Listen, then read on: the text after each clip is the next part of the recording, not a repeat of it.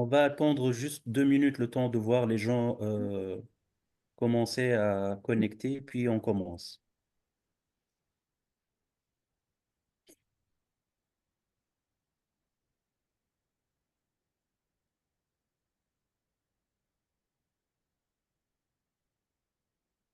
On a environ plus de 300, je crois, personnes inscrites au webinaire, hein.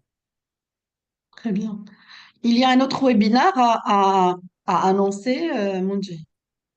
Non, pas encore. Moi, je pense pas. Ça sera, moi, je pense, au mois de mai, hein. D'accord. Hello everybody, Pour how le are mot de you? clôture. How are you, Dr. Gamel? Hi, Dr. Mongi. ازيك؟ Very great to see you, all of you. واحنا كمان. Hello. Hello, أهلا وسهلا أهلا. أهلا. Hello, Dr. Saadi. Hi, Hello Dr. everybody, how are Bangboye. you, Dr. Iman? أهلا How are you? وسهلا. دكتور مريم أهلا وسهلا. Hi. أهلا. Hello, Dr. Dr. Saadi, Khalida, Khadija. you have the CV of Dr. Bakouri, or you want that I present all moderators? I think I will try to do the presentation as Okay, as the organized, plan. huh? As? As already organized, Yes. the same order. Okay.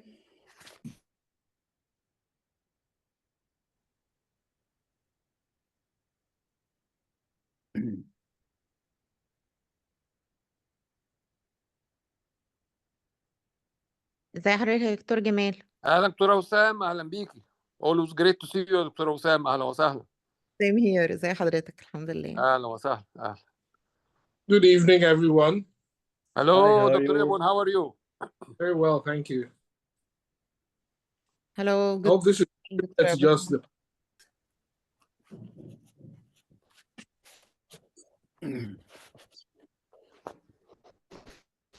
I think we can start, huh? If you are okay. Okay. Yes, it's fine. Please go ahead. So, good afternoon, dear colleagues, friends, and estimates guests. It's truly a pleasure to welcome you all to today's webinar titled Acute Rejection After Kidney Transplantation, What's New?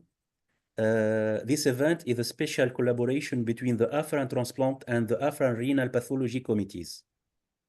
I want to start by expressing my sincere gratitude to my friend, Professor Wissam Ismail, co-chair of the Afghan Renal Pathology Committee, for her enthusiasm in co-organizing this webinar. I am confident that this will be the first of many fruitful collaboration between our committees. I would also like to give a heartfelt thanks to the webinar's subcommittee of the Afghan Transplant Committee. A special mention goes to Professor Gamal Saadi and Mariam Khaddar, our coordinators, whose hard work and passion have brought us this rich series of webinars exploring both scientific advancements and African perspectives in kidney transplantation.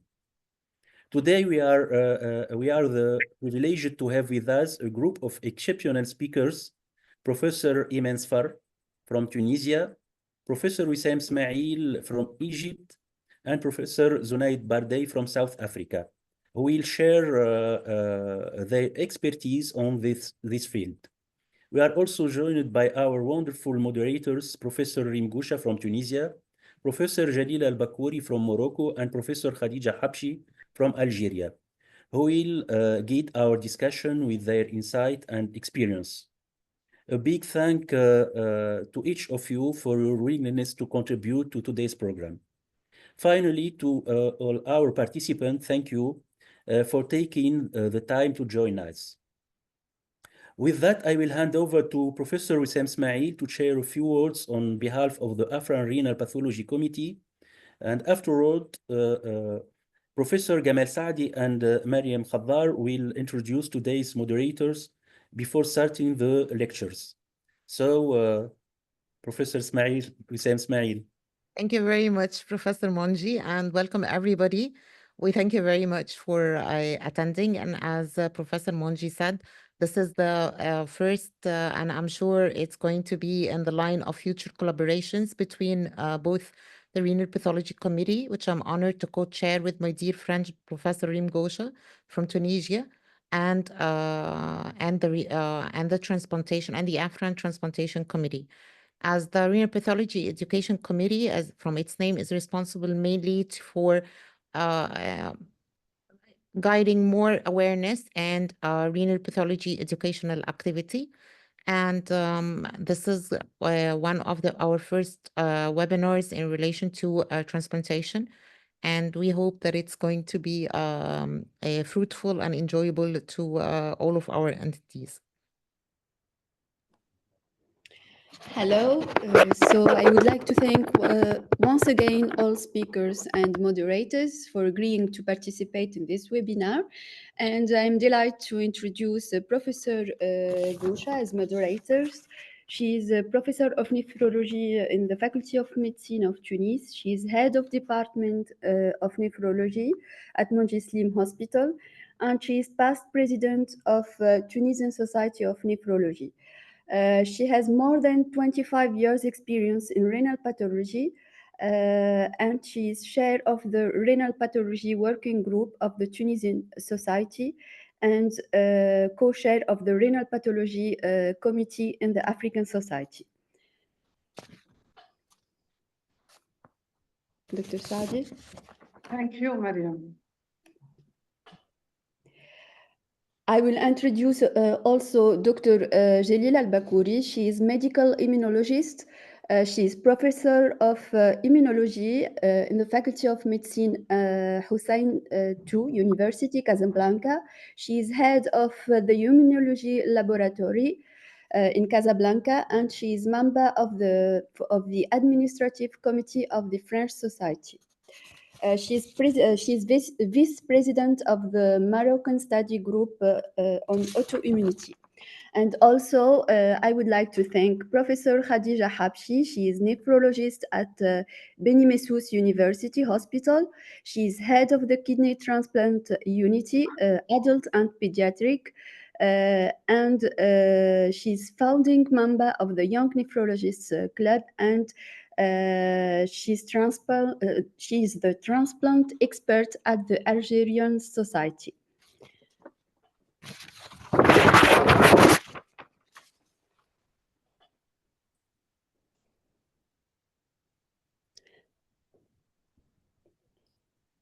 Dr. Bakouri.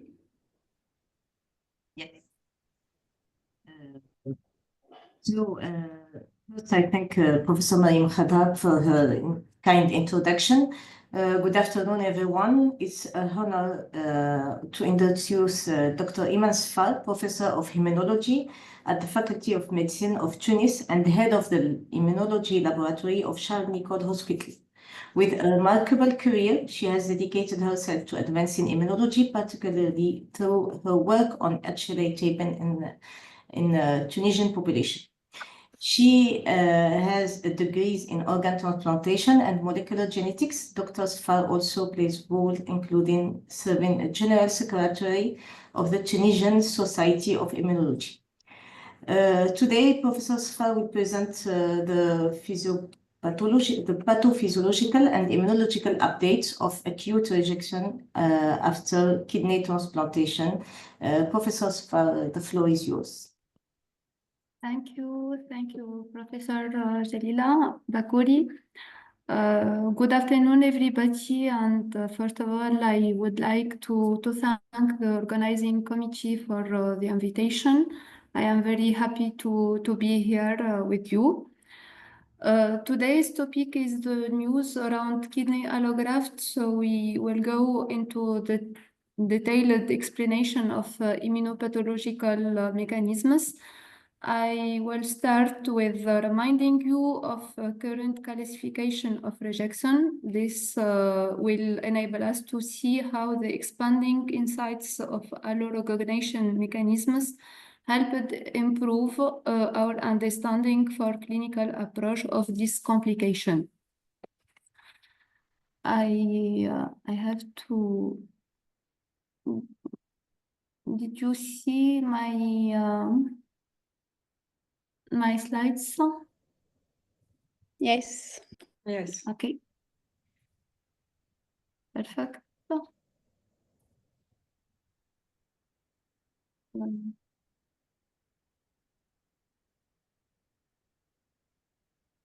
Okay. So after multiple technical challenges, it became clear that the immune response against grafted tissues is the major barrier to survival of transplanted tissues or organs. Transplantation from one individual donor to genetically non-identical individual recipient invariably leads to rejection of the transplant because of an adaptive immune response. Indeed, detection of mismatched human leukocyte antigens by adaptive immune cells is considered as the main cause of transplant rejection, leading to either T-cell mediated rejection or antibody-mediated rejection. Conversely, controlling this immune response is the key of successful transplantation. For many years, this canonical view guides the successful development of immune suppressive therapies and shaped the diagnostic BANF classification for kidney transplant rejection that is used in clinics worldwide. In situ renal ischemia reperfusion injury, activation of complement may lead to damage associated molecular patterns or dumps, reactive oxygen species generation, and neutrophil infiltration. Circulating recipient derived from immune cells may transgress the donor endothelium, and subsequent immune cell activation and graft injury cause release of cytokines and complement, perpetuating the inflammatory response. Seminal work identified as a central role the three-signal model of three-cell activation in the development of allograft rejection, alloantigen recognition by T cells, signal 1, in secondary lymphoid organs can occur through the direct pathway, as shown in this slide. By T-cell receptor interaction with intact allogenic human leukocyte antigen on the surface of donor antigen-presenting cells. The indirect pathway by interaction with processed donor HLA fragments on recipient APC, or the semi-direct pathway is which recipient APC acquire and present intact donor-derived human leukocyte antigen. Subsequently, T-cell activation occurs, and in the presence of co-stimulation signal 2 and pro-inflammatory cytokine signal 3, leading to proliferation and differentiation into effector T cells, helper T cells, and cytotoxic T lymphocytes. These activation steps are nearly similar to those described for lymphocytes reacting to microbial antigens, but more intensive. So the cytotoxic T lymphocyte will directly recognize the same donor major histocompatibility complex peptide displayed on graft tissue cells and kill these cells. The principal mechanisms of rejection is inflammation caused by the cytokines produced by the effector cells, especially CD8 T cells that may be activated by the indirect pathway, and may also contribute to rejection by producing granzyme and perforin.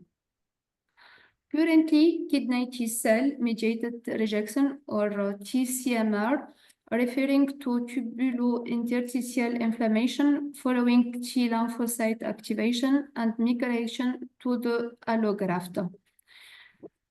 On the other hand, high-affinity alloantibodies are mostly produced by helper T cell-dependent activation of alloreactive B cells, much like antibodies against other protein antigens. The antigens most frequently recognized by alloantibodies are donor major histocompatibility complex molecules, including both class 1 and class 2 MHC proteins. The likely sequence of events leading to the generation of these alloantibody producing cells is that naive B lymphocytes recognize the allogenic MHC molecules, internalize and process these proteins, and after this present peptides derived from them to helper T cells that were previously activated by the same peptides presented by dendritic cells.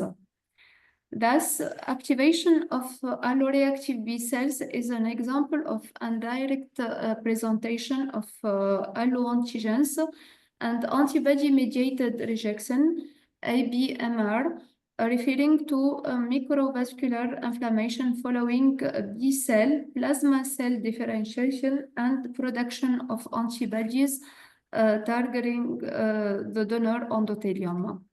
So we have two mechanisms, the complement-dependent cytotoxicity and antibody cellular toxicity, ADCC. And both of them are implicated and should give release of cytotoxic granules. Therefore, in addition to histologic lesion, the diagnosis of ABMR requires additional evidence of humoral factor underlying the histologic picture.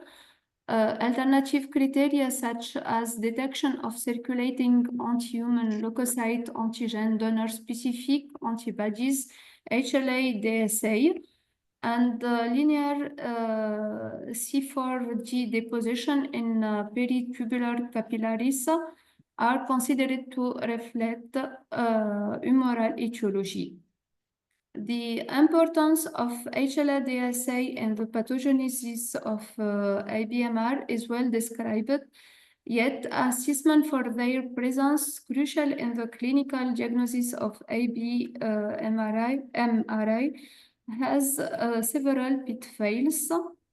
First, to correctly interpret the biopsy, it seems important to have HLA-DSA assessment performed routinely at the time of the biopsy, but only few pathologists reported they always have available HLA-DSA information at the time of an allograft biopsy. Therefore, a systemic HLA-DSA assessment using Luminex sub-assays and, if necessary, additional donor HLA genotyping should be first performed in cases of an unexplained microvascular inflammation. Second, the definition of HLA-DSA positivity is not well made. Indeed, working groups proposed an MFI cutoff of 1,000 to stratify the presence or absence of HLA-DSA, while emphasizing that sub-assay MFI cannot be considered as a quantitative technique or test. Variation between assays and laboratory, the lack of standardization, and the requirement of second filed high resolution genotyping for the correct assessment of donor-specific reactivity of anti-HLA antibodies are very important to be considered. In addition, several observations have recently emerged that question this dichotomization between T-cell mediated rejection and antibody-mediated rejection related to heterogeneity in the serology, histology, prognosis, and rejection phenotypes. We argue that consideration of the complex interplay of various allorecognition mechanisms can foster a more integrated view of kidney transplant rejection and can lead to improved risk stratification, target therapies, and better outcome after kidney transplantation. The Banff classification is international adopted for the interpretation of kidney transplant pathology. However, the current Banff definition, especially of antibody-mediated rejection, combining histological lesion with information on HLA-DSA, is not able to classify all the cases. In fact, the clinical presentation of HLA-DSA negative ABMR histology appears distinct from HLA-DSA positive one, and some authors reported improved long-term allograft outcome after HLA-DSA negative ABMR histology in comparison to HLA-DSA positive ABMR, although similar outcomes were reported by others. The Banff community tried to solve this lack of detection of HLA in many cases of microvascular inflammation by introducing the search of C4-DPTC as a substitute criterion of HLA-DSA in Banff. However, the sensitivity of this biomarker is poor, and there are several issues with the suggestion that this is a biomarker reflect HLA-DSA positivity and true antibody-mediated rejection. Next to the observation that not all microvascular inflammation cases are explained by HLA-DSA, another issue of the dichotomized model of rejection concerns the molecular heterogeneity of ABMR and TSAMR. Molecular studies revealed the distinct transcriptional change in ABMR and TSAMR, and despite the clear association between specific transcript, important discrepancies between molecular and histologic diagnosis were noted, leading to the development of an automated molecular diagnostic platform and the proposition of novel molecular rejection archetypes. Moreover, rejection involves leukocyte invasion or accumulation in vascular, epithelial, or stromal allograft compartments. The Banff classification categorizes acute rejection phenotypes based on the spatial organization of the inflammatory burden within the allograft, but does not consider the constitution of the inflammatory infiltrate, although this could be of relevance. Indeed, recent studies demonstrated that the immune cell infiltrate in transplant biopsy is highly heterogeneous, even within the same Banff rejection category. For tissue with the dichotomized model of rejection is the inconsistent response to treatment of IBMR and TCMR. Currently, there is no standardized approach for the prevention of IBMR in patients with HLA-DSA. Although specific therapies such as antibody removal, complement inhibition, B-cell depletion, and plasma cell inhibition has been shown to improve short-term outcomes.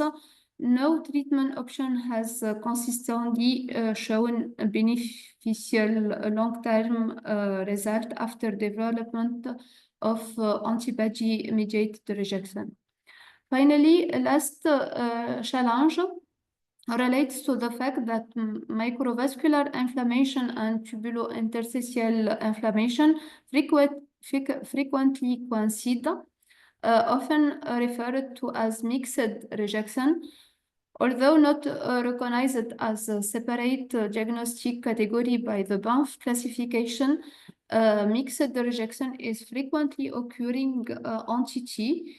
In addition, IBMR is often preceded by TCMR, suggesting an interdependence between these phenotypes. So how we should explain HLA-DSA negative microvascular inflammation? First hypothesis, antibodies could become undetectable in the intravascular compartment after adsorption to the allograft endothelium, although circulating HLA-DSA are unable to transgress the donor endothelium because of their size. Indeed, intragraft HLA-DSA have been identified by sub-analysis and evaluate of allograft biopsy samples and correlated with the extent of macrovascular inflammation. Nevertheless, comparative analysis of current serum and biopsy samples illustrated that intragraft HLA-DSA are not always concordantly present with circulating HLA-DSA. Second hypothesis, presence of memory B cells within the peripheral blood could provide clues toward the previous humoral response. Following antigen encounter, T-cell dependent B-cell activation occurs in germinal centers within secondary lymphoid organs, leading to their differentiation into memory B cells. In turn, memory B cells may enter the circulation or differentiate into long-lived plasma cells that migrate to the bone marrow, where antibodies are produced and released into the bloodstream. Although circulating antibodies frequently resolve during follow-up, memory B cells display extreme persistence and recirculate through secondary lymphoid organs, and the circulation lead for reactivation and or antigen re-challenge. Finally, local HLA-DSA production within the allograft represents a third hypothesis that could explain absence of detectable circulating HLA-DSA in cases of antibody-mediated rejection. In chronic rejection, infiltrating immune cells progressively organize into nodular structures that resemble to secondary lymphoid structure. These ectopic germinal centers allowing for local B cells maturation and differentiation into plasma cells. However, it's unclear whether local produced HLA-DSA would act as unsustained or propagating forces of IBMR, or whether a preceding TCMR is required. A different explanation for HLA-DSA negative microvascular inflammation involves also humoral alloimmune responses against minor histocompatibility antigens, also termed non-HLA antigens. So donor-recipient mismatches in polymorphic non-HLA antigen might trigger an allo-antibody response through indirect allo-recognition. And for example, the presence of allo-specific antibodies against major histocompatibility complex class 1 related chain A, MIC-A, one of the most polymorphic non-HLA antigens was linked to prior sensitized events such as pregnancy, blood transfusion, and previous transplantation. Whole exome sequencing studies found that the total burden of non-HLA incompatibility between donor and recipient associated with post-transplant estimated glomerular filtration rate and occurrence of ABMR. The risk of graft failure was predicted by the genetic relatedness between donor and recipient in the genomic of chronic allograft rejection study and by the degree of mismatches, no synonyms, single nucleotide polymorphisms in gene encoding for transmembrane and secreted protein in several cohorts. Next to alloimmune donor-specific non-HLA antibodies targeting self-epitopes could also may play a role in rejection. Studies have demonstrated clinical association with antibodies targeting molecules such as angiotensin 2 type 1 receptor, endothelin type A receptor. But inconsistencies between clinical cohort studies demonstrated varying and often non-overlapping repertoire of antibodies in association with antibody-mediated rejection. In part, this could be attributed to the lack of standardized detection techniques, potential interfering factors, and varying cutoff values. So several issues remain incompletely understood, including how these antibodies impact graft functionality without affecting other organ expressing the autoantigen.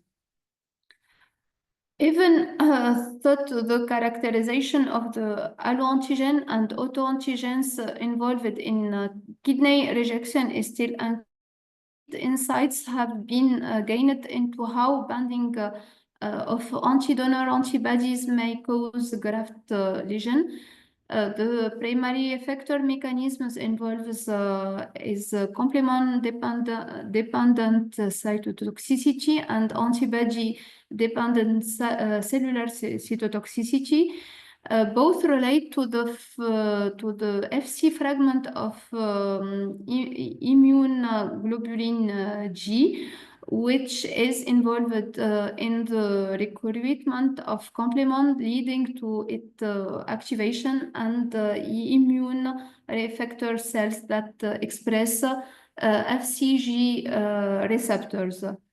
And recently, the FCGR3A receptor expressed in natural killer cells, monocytes, and macrophage seems to be interestingly because it exhibits a polymorphism with increased binding affinity for immunoglobulin G, which associated with a higher rate of peritubular capillarities in biopsies of DSA positive transplant recipient.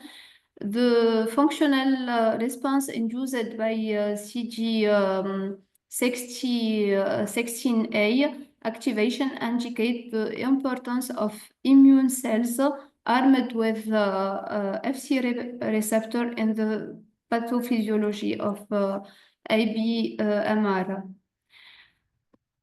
As outlined above, the clinical classification of kidney transplant rejection is primarily focused on allorecognition by adaptive immune system, whereas infiltration and activation of innate immune cells are typically considered as a secondary phenomenon.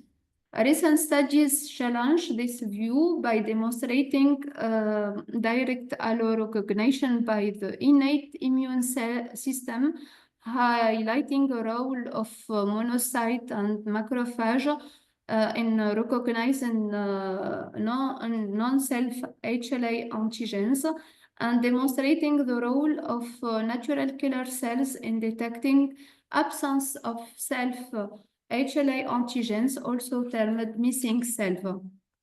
In fact, more evidence has accumulated on the importance of natural killers in kidney transplantation, and activation of these cells is usually not determined by a single stimulus, with the exception of ADCC, but results from an imbalance between ongoing stimulatory and inhibitory signals that are provided through surface receptors.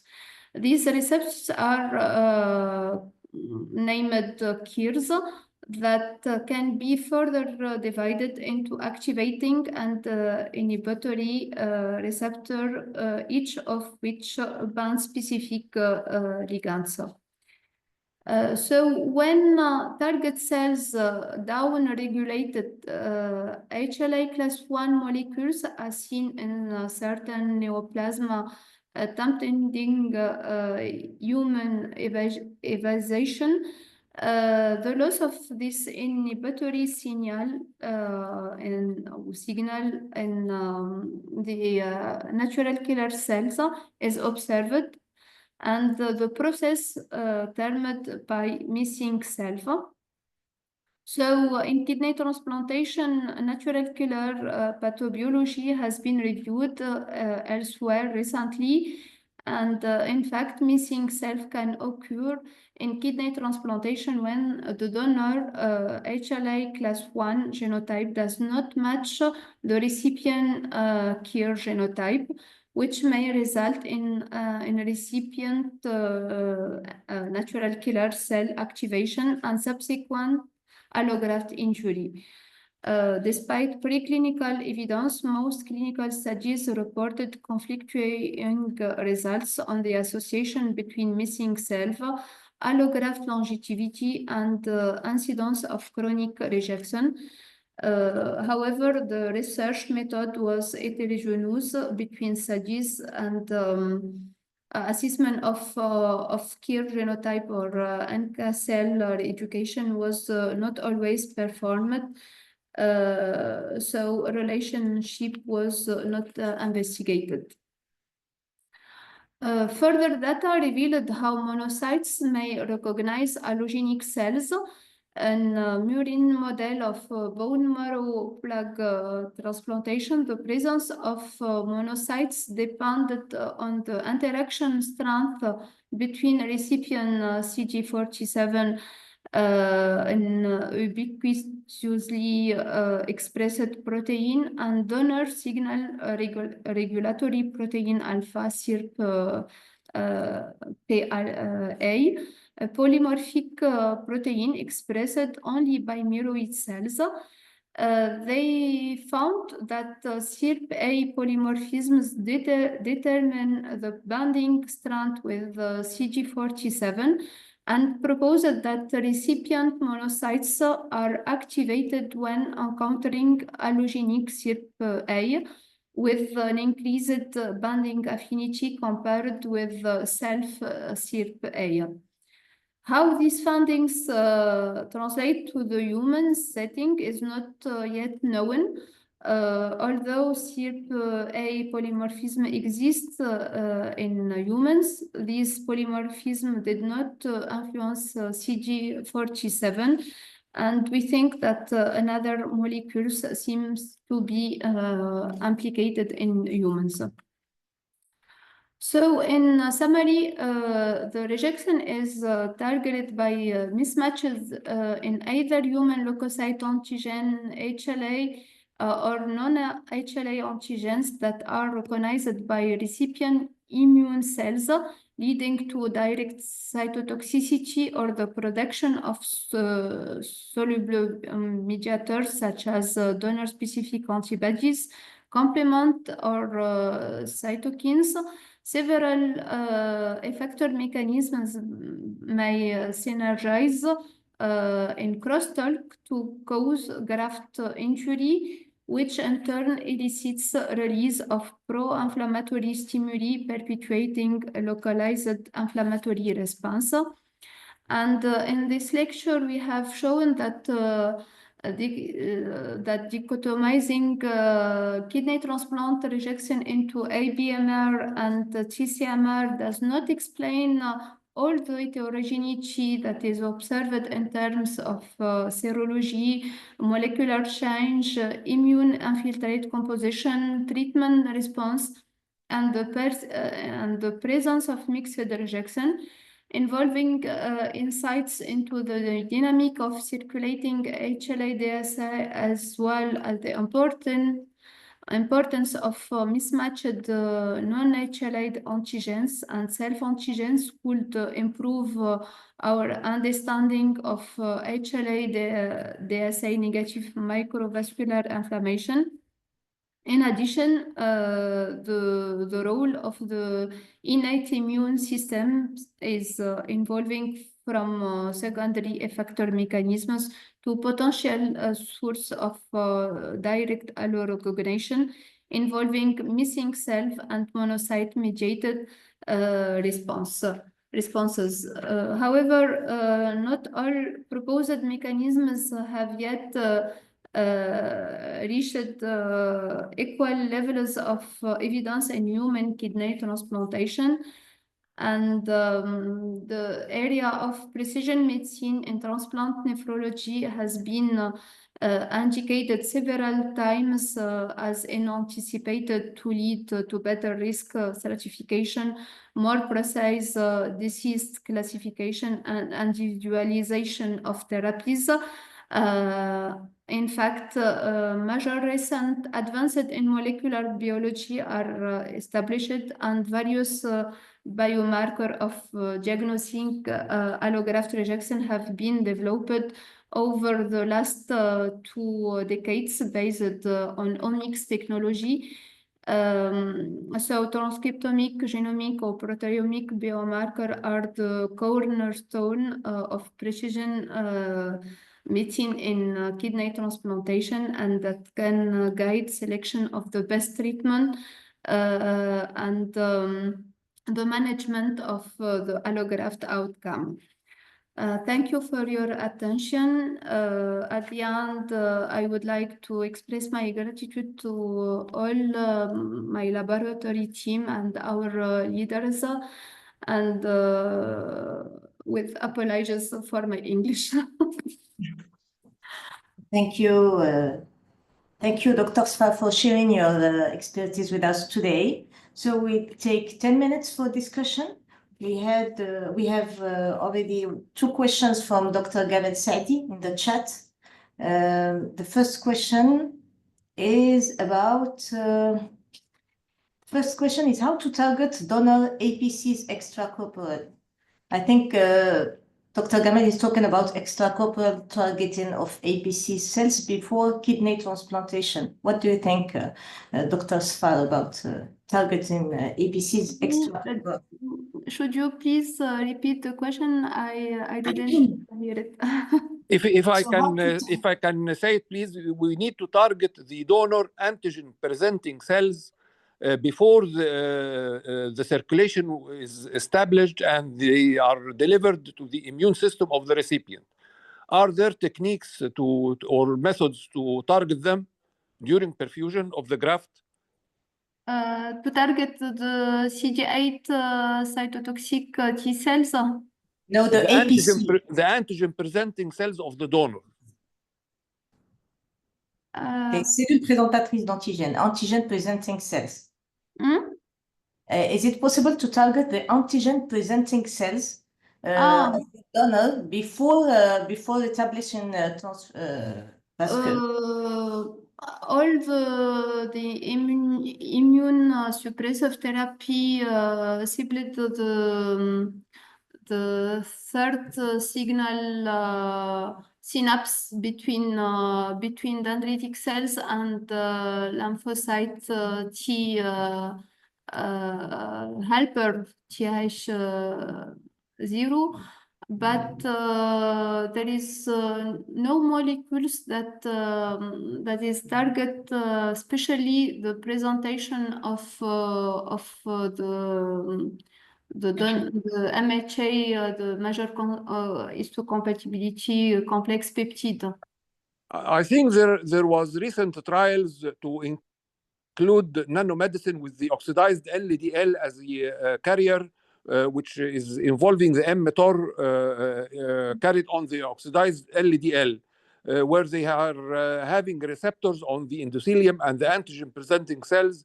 So they are targeted to these cells directly, and they can suppress their activity and might switch them to regulatory cells or suppressed with no activation of the immune system. So we need to explore this aspect a bit more. Thank you very much.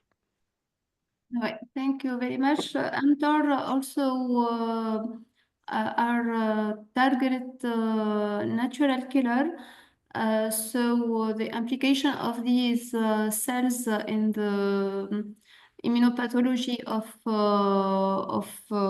antibody rejection, mediated rejection, is well established these years. So it's interesting to test these molecules in the context of our allograft recipient. Okay. There's another question from Dr. Gamal also about molecular antibody mediated rejection, frequently DSA negative, but usually CPRA positive. So I think Dr. Gamal wants to say that in cases of molecular antibody mediated rejection, donor antibody DSA are often not detectable by standard serological methods, but usually they have a PRA positive. What do you think? There is a lot of heterogeneity in laboratory assays, and I think there is a very important point to take of consideration. Because some tests, yes, it experiment the reactivity antibody, but they used microparticular beads with association to proteins in the surface of these beads. So the detection of PRA positive tests, that not means systematically that there is a specific DSA or HLA DSA positive ones. But I think it reflects a significant, a high level of pre-existing sensitization of HLA to HLA antigens. It's that I think what was about what Dr. Gamal was want to talk about. There is a good sensitization, a high sensitization. Yes. I don't know if you have another question. I have a question. Thank you for your call, doctor. And I have a question about infection and kidney rejection. So is there any evidence that infections, other than in CMV cases, so if infection can initiate rejection and promote rejection, and what about vaccines? It's a very pertinent question. We immunologists and Professor Jalila can confirm this. We think that infection, and especially viral infection, so in the same position, vaccines for example, the COVID vaccines have led to Activation. increase the level of positivity against I mean antibodies positivity and HLA-DSA, and we think because there is a breakdown of tolerance of especially allo and autoimmune alloreactive lymphocyte and inflammation that is occasioned by this infection could promote the activation of these alloreactive types of cells, and after infection we can depist also HLA-DSA positive antibodies. Sachant qu'au préalable, il était strictement négatif. Yes.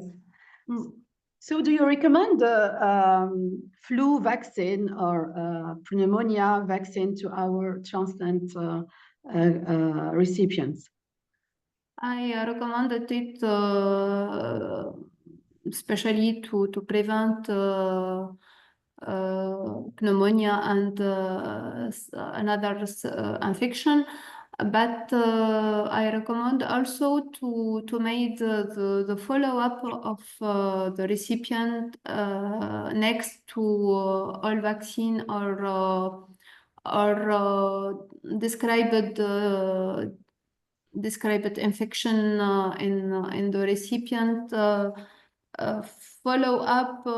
Strict follow-up, at least one per year. So we have 1 minute for discussion. There's no question. I have a question for Dr. Spal.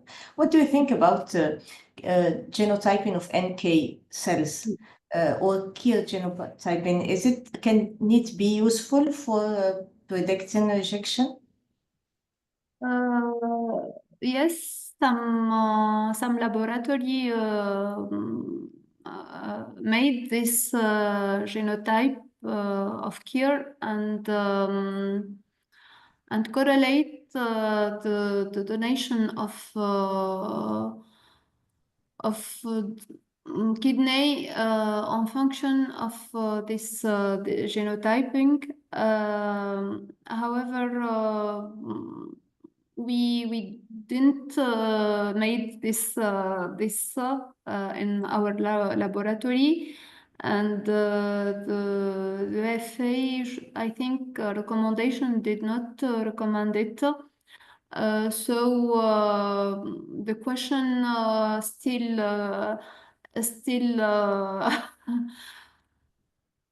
I'll still remind, and we will probably the next years identify the pertinence of do it in our laboratory.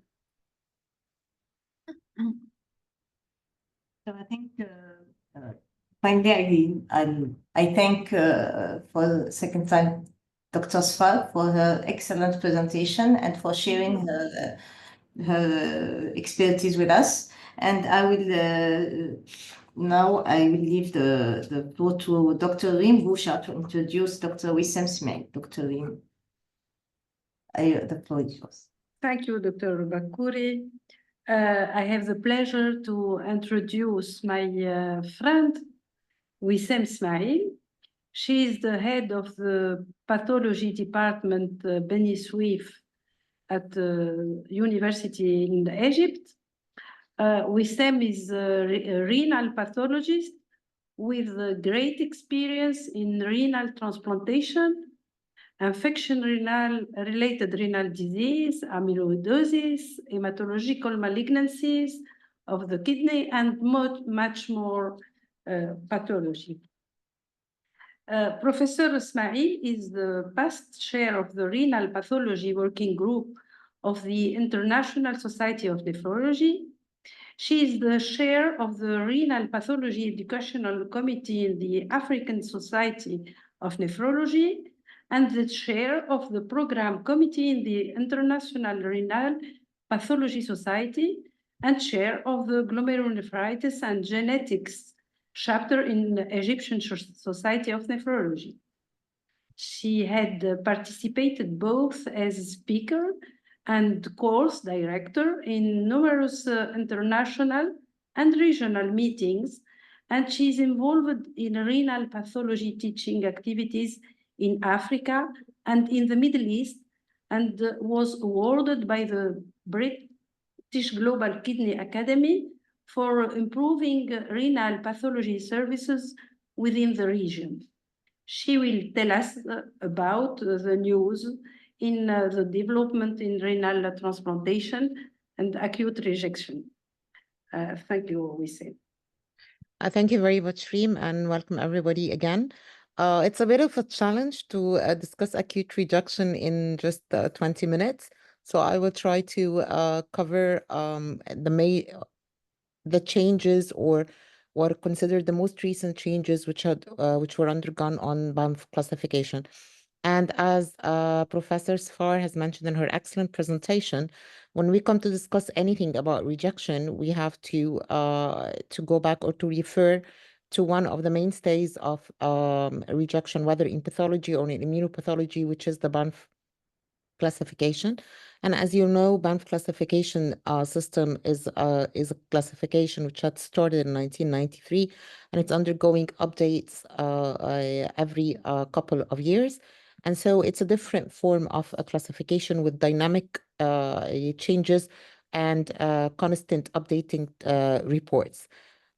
This is the latest form of the classification, integrating a bit of new or more recent categories. But before we start to discuss the updates, we have to know how BANF operates. And BANF basically is about diagnostic categories. And these diagnostic categories where acute rejection occupies, or rejection in general, whether acute or chronic, occupies category 2, 3, and 4 out of the classification. One of the changes, of the most recent changes, was the integration of pleiomovirus nephropathy into the diagnostic categories of BANF classification instead of the category of IFTA, or interstitial fibrosis and tubular atrophy of unknown cause.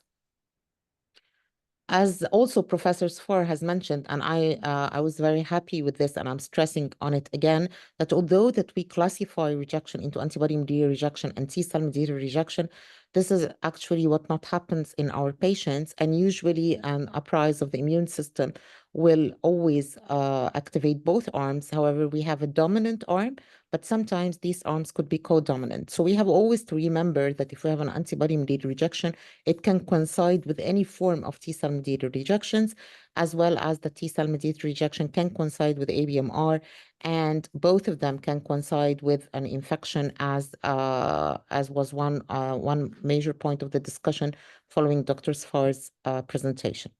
The second part of BANF is how do we get to the diagnostic categories. Part of how we can reach a diagnostic category is through lesion scores, And BAMF has a lot of scores, and this is what basically we discussed. And these scores you probably see in a graft pathology report. So we have acute scores, we have chronic scores, and we have acute and chronic BAMF scores. And these scores are scored by pathologists for each compartment of the kidney, whether interstitium tubules, blood vessels, glomeruli, peritubular capillaries, immunohistochemistry, which is used, the viral load, and so on. But the important point that these scores are used to assess, we assess whether we have changes which are related to rejection, and the extent or the severity of these changes in the different compartments. They are not, but we have to remember that they are used to establish a diagnosis and that they are not a diagnosis by themselves. Scores alone are not sufficient to reach a diagnostic category of BAMF. And this, we get to a diagnostic category by integrating a lot of other morphological features which we see within the biopsy together with the clinical and serological data. This is an example of the scores. As I said, we score acute changes as well as chronic changes, which are noted in the different compartments of the kidney, along with changes which are related to drug toxicity, like arterial hyalinosis, and changes and scoring of C4D as immunohistochemistry. And let's start with antibody-mediated rejection, as this is the most type of rejection which is constantly undergoing changes. And this is how the new classification looks like, or the most recent. It's not really that new.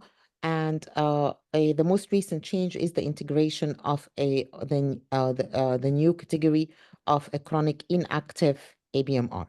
So currently, since 2019, we have four categories which will coincide with ABMR: active antibody-mediated rejection, chronic active antibody-mediated rejection, chronic inactive antibody-mediated rejection. This is the most recent category, and we have C4D deposition without evidence of rejection.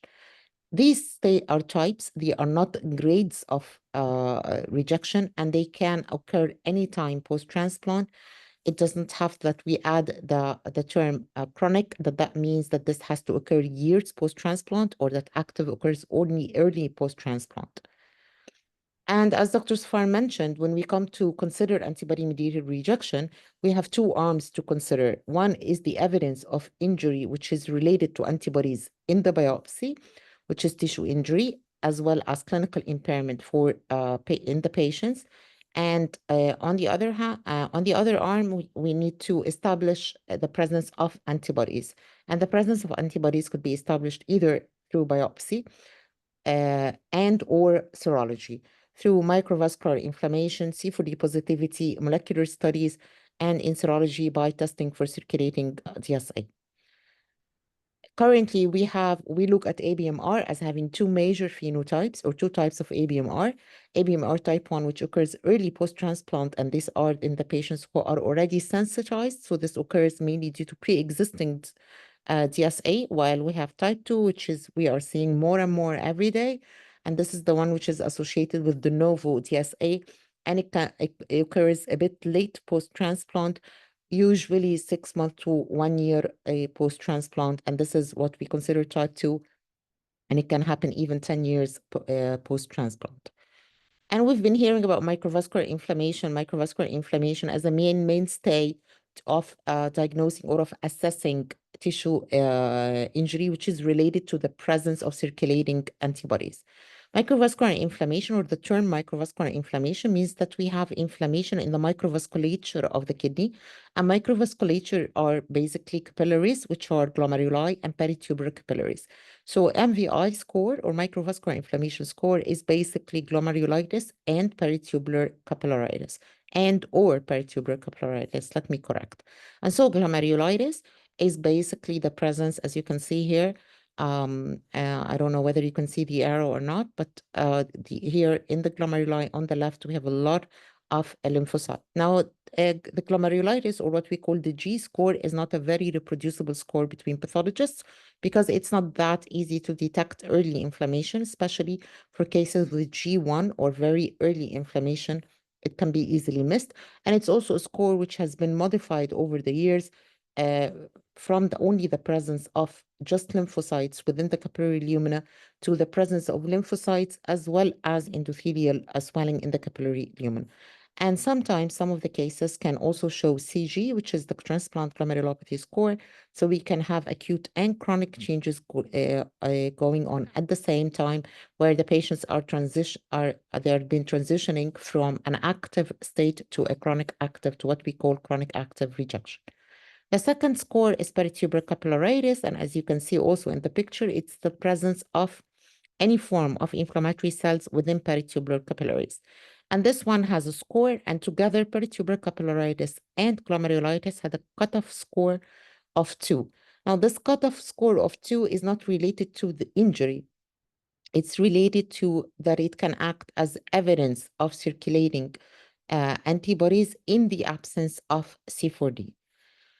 So if we have a G1 plus PTC1 or G2 or PTC2 or more, we consider this enough evidence that we do have circulating antibodies, but needs to be confirmed with either the presence of C4D, so the C4D positivity, or with the presence of DSA by serology. And this constitutes the third part in diagnosing what we call ABMR. However, peritubular capillaritis carries the problem that it's not that specific for antibody-mediated rejection. Whenever we have interstitial inflammation whenever we have interstitial inflammation, you are also going to have a peritubular capillaritis. If you have a recurrent glomerulonephritis, you're going to have peritubular capillaritis. So it's not alone, it's not that specific. So in order to increase the threshold, to decrease the threshold for the diagnosing of ABMR, and to make it more specific, we only use a PTC score or a peritubular capillaritis score of 2 if we don't have any form of associated interstitial inflammation. If we have any associated interstitial inflammation, then we also need the presence of glomerulitis. A PTC2 alone is not going to be enough.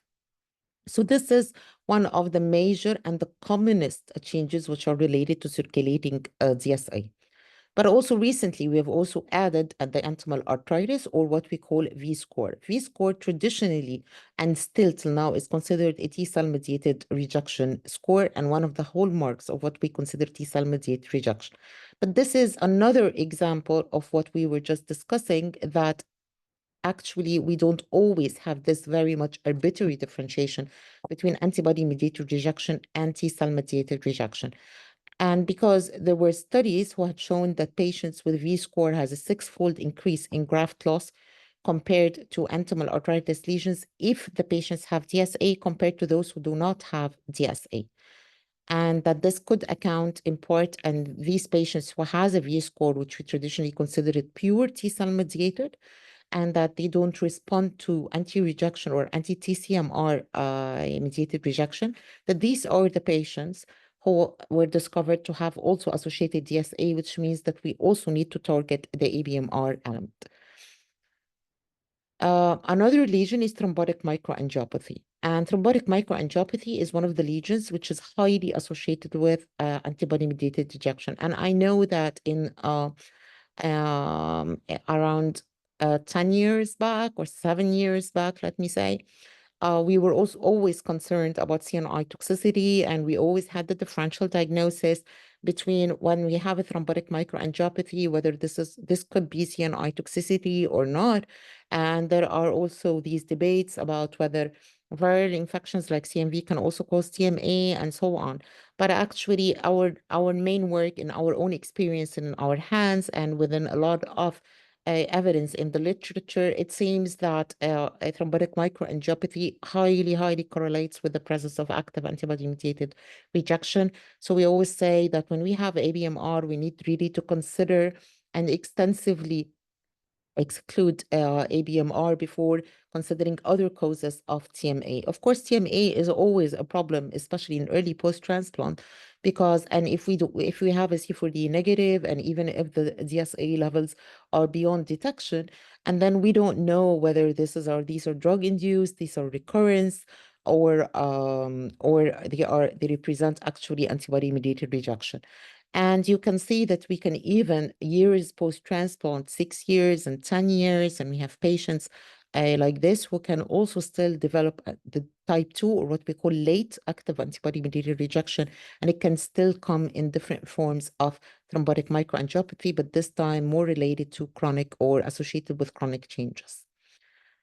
Transplant glomerulopathy. Now, transplant glomerulopathy was a diagnosis which was considered as a death sentence to the graft because this is something which really carries a very poor prognosis. But again, we had recent studies which had shown that there were a sector of these patients which have not they were not cured, of course, or not treated from their chronic active rejection, but which maintained stable renal function and lacked a progression or deterioration of their graft function even after the diagnosis of transplant glomerulopathy, which was a reasonable response to treatment and management. Transplant glomerulopathy, as you can see, we consider it the hallmark of what we call chronic active antibody-mediated rejection. And when you have a classic duplication of the basement membranes, and also you usually have glomerulitis. The recent changes or modifications to how we consider transplant or how we look at transplant glomerulopathy, because as I mentioned, for the different responses in different patients' responses, is that now we have to say, or we should mention in the report, what is active and what is inactive. And these are the new Banff recommendations. So we consider any form of inflammation or endothelial swelling is a form of activity. So if I have a CG and the G score, that means that I have glomerulitis and basement membrane changes, which are consistent with transplant glomerulopathy, I'm going to consider this a chronic active rejection, means that this is a chronic ongoing process. However, if I don't have any form of inflammation and when we see very quiescent glomeruli and only with basement membrane duplication, as you can see here in the silver stain, then this is a chronic inactive form and patients are not going to benefit from any form of treatment. And of course, one of the main diagnostic criteria for ABMR is C4D. C4D has different staining patterns and have different percentage evaluation, whether it's focal or diffuse, and also its evaluation and its scoring and what is considered positive or negative depends on the technique which is used, whether it's immunofluorescence or immunoperoxidase. From where I come from, we usually perform C4D by immunoperoxidase, and according to immunoperoxidase criteria, any form or any score of C4D, meaning that we have, even if we have a single vertebral capillary which is stained with C4D positive, this means that this is C4D positivity. As we mentioned with entemal arthritis, again, as I said, that entemal arthritis is mainly a T-cell mediated lesion. And when we see it associated with significant glomerulitis or with C4D positivity, we are not going to diagnose it as a pure ABMR. We're going to consider it mixed or codominant rejection. And also as a proof of how much that we don't always, our patients are not arbitrarily classified and that they are not, these pathways of rejection are not exclusive. In our own data on around more than 700 biopsies of ABMR, whether type 1 or type 2, we had 25% in type 1 was associated with T-cell mediated rejection, where around 15% in type 2 also was associated, and most of them showed V2 lesions. So even the codominant activation or the association of these two elements can cause a V-score. One of the scores which used to be considered for what we called chronic active antibody-mediated rejection was the CV score. And this is CV score is basically the continuum of the inflammation of the entemal arthritis if it's not resolved. And then this is what you get. You start to get fibrosis and a lot of inflammation ongoing together on the same hand. And this is what we call sclerosing vasculopathy or transplant arteriopathy. And if we have a lot of lymphocytes, as you see here, so this is active. If we don't have any inflammation and only marked thickening of the blood vessels, so this is what we consider inactive. Sometimes you can have a difficult case where you have a V, which is actually an acute type of rejection or entemal arthritis, on top of a previous CV, and then you don't know what to call this. So is this an active T-cell mediated rejection on top of a pre-existing chronic active ABMR, or a pre-existing chronic active T-cell mediated rejection? So this was one of the areas, or one of the scores, which caused a lot of problems or confusion within the Banff classification. And I'm going to come to it again. So as you can see, when we come to look at the Banff ABMR diagnostic criteria, we have three major elements where we are going around: histology, immunohistochemistry translated into C4D, as well as serology in the fact of DSA. And we have situations, as Dr. Sfar has mentioned, where we have a combination of histological, immunohistological, and serological data, and they remain equivocal for the diagnosis of ABMR. Still, we don't know, we did not get to the threshold of actually diagnosing an ABMR. Like, for example, when we have microvascular inflammation, G plus PTC, which is equals or more than 2. This is the threshold for the histological evidence of circulating antibodies. But we don't have C4D, and there is no detectable DSA. So what are we going to do? We are, as per 2019 Banff rules, we cannot classify this as an ABMR. Some recent studies, as Dr. Sari have mentioned in the discussion, have shown that these cases have molecular profiles which is similar to antibody-mediated rejection. So we have some molecular evidence that tells us that even if we cannot detect C4D, and even if we cannot detect DSA, then these cases could also be ABMR, could, not a must. And that they should be reported as MVI, DSA negative, and C4D negative, or MVI with an unclear cause. Sometimes we have C4D positivity, and patients have evidence of DSA, but no histological evidence of rejection. So we have it the other way around. So sometimes we have the histological evidence of rejection with no supporting C4D or serology, and other times we have both serology, we have C4D positivity, and no histologic evidence of rejection. So I don't have changes which are related to rejection. So I also don't know what should I treat in these patients. Maybe these DSA, we don't have evidence of a pathogenic DSA. Also, we have the problem of IABO, incompatible ABO allografts, which shows microvascular inflammation, and there is also positive C4D. We know that ABO incompatible allografts have C4D positivity, and this is a finding which we've known for years and years. So usually C4D positive and an incompatible ABO allograft is not a problem, it's not counted on. But what if we have also evidence of tissue injury like MVI? So we still have some issues in ABMR, which is unresolved, and we're hoping that establishment of molecular studies could be helpful. And basically, these molecular studies are biopsy-based transcriptomic analysis. And one of the very known platforms right now are the MMDX diagnostic platform and the BHOT panel. And although both platforms can produce a multitude of different classifiers, we still don't have a single classifier which performs best for the T-cell mediated rejection or for an ABMR diagnosis. But they could be, and that we can use it for disease classification and also to be able to manage the patient. So although some classifiers are dominant, we still have considerable overlap between both phenotypes of rejection, specifically in T-cell mediated rejection. Maybe antibody mediated rejection classifiers are more clear. Also, the thresholds. We till now we don't have clear definitions or clear cutoffs for the thresholds that should be used for clinical diagnosis and decision making,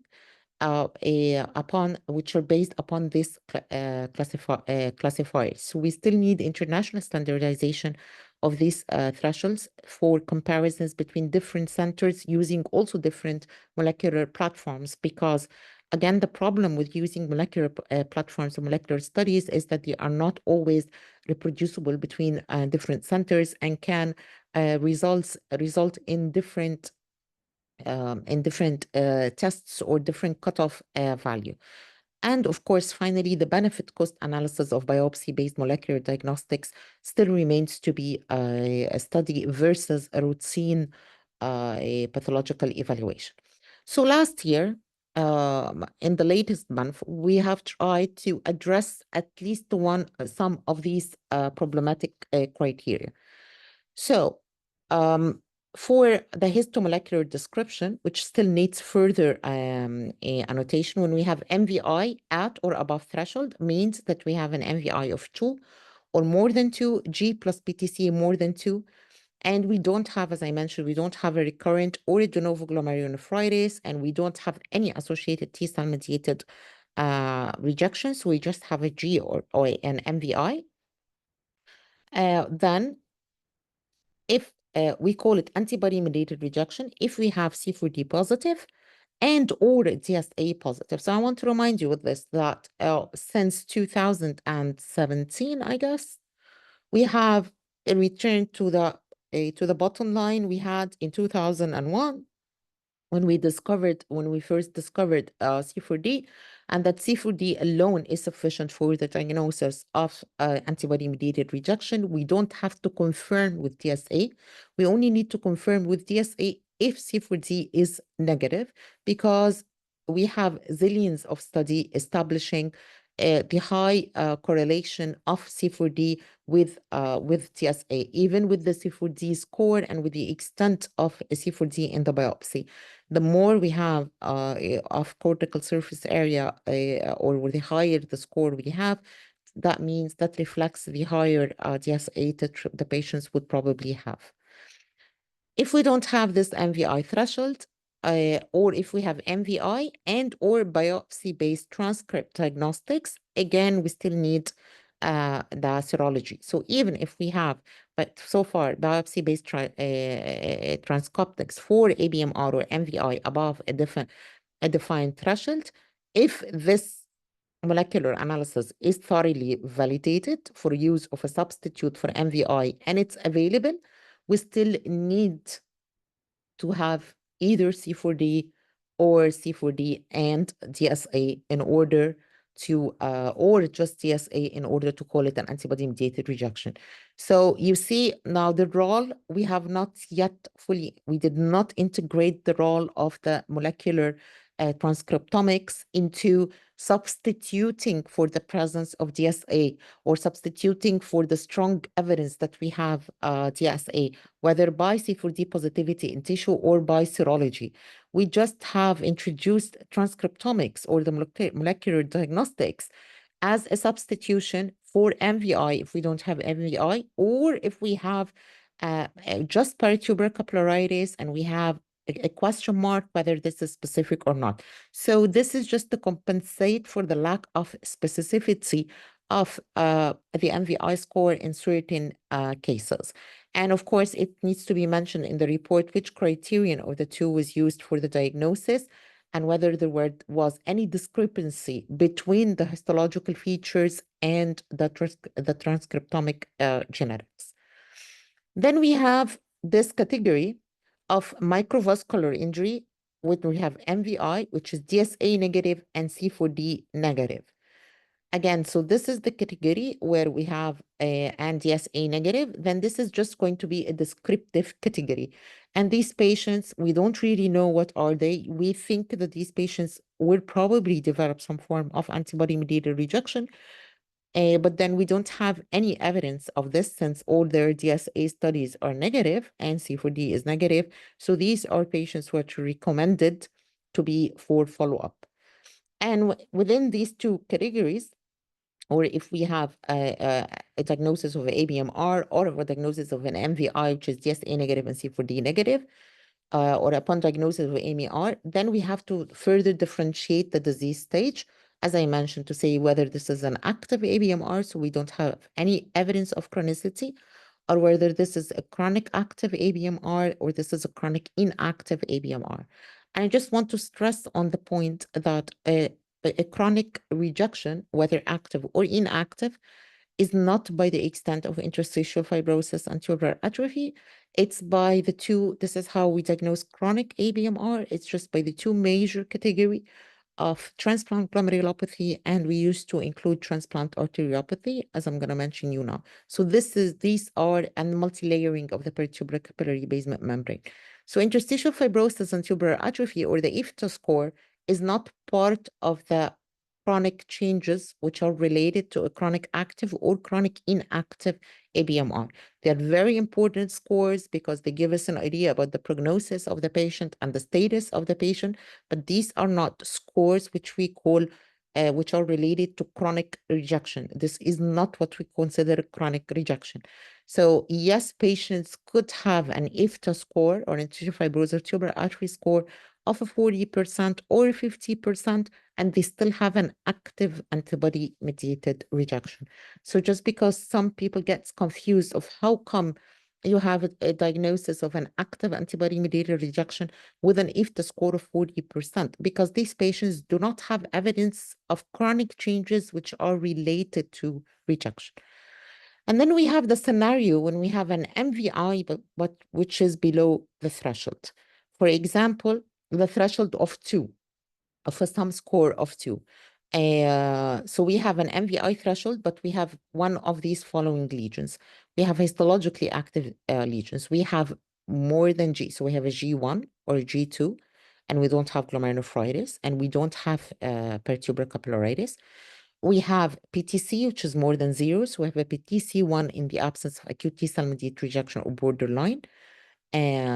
So what to do about this? What if we have an MVI of 1, like G1 alone, or PTC1 alone, and we don't have anything to explain why we have glomerulitis and why we have periturbal capillaritis?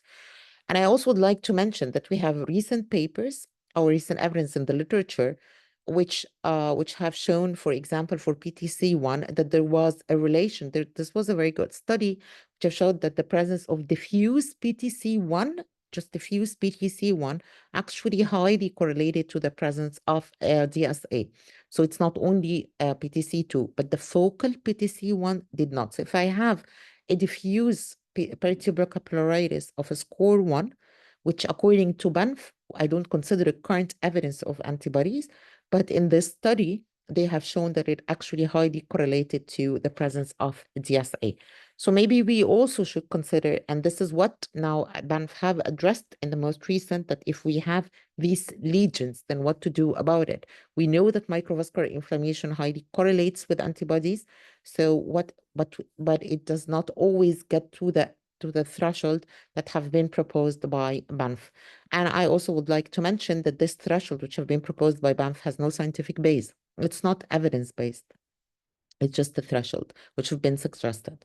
So it was suggested in the recent Banff that these cases, which have an MVI below threshold, if they have C4D positive, or independent of the DSA status, we still call them antibody-mediated rejection. So I would like to make this clear that in the in these cases where I'm going to have any evidence of microvascular injury, irrelevant of the score, whether it's irrelevant of a score 2. So if I have just G1 or PTC1 and I have C4D positivity and the DSA is negative, this is also antibody-mediated rejection as long as I have C4D positivity.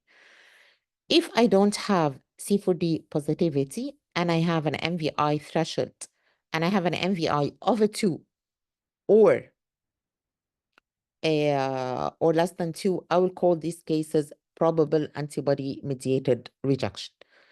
So if we have MVI and evidence of antibodies like C4D positive or DSA, then this is antibody-mediated rejection. If we have a molecular transcripts which are suggestive of an ABMR classifier or an ABMR phenotype and C4D positive or DSA, then this is ABMR.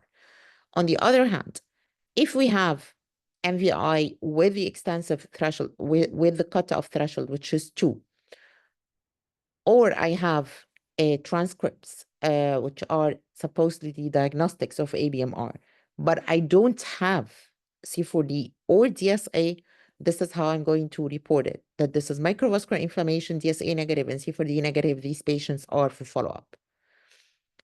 And then again, if I have an MVI, which is below threshold, so it's less than 2, whether it's a G or a PTC, and I have C4D positivity, independent whether the patient is DSA negative or DSA positive, and independent whether the MVI is up to the threshold. If it's below the threshold and just the C4D is positive, then this is still antibody-mediated rejection.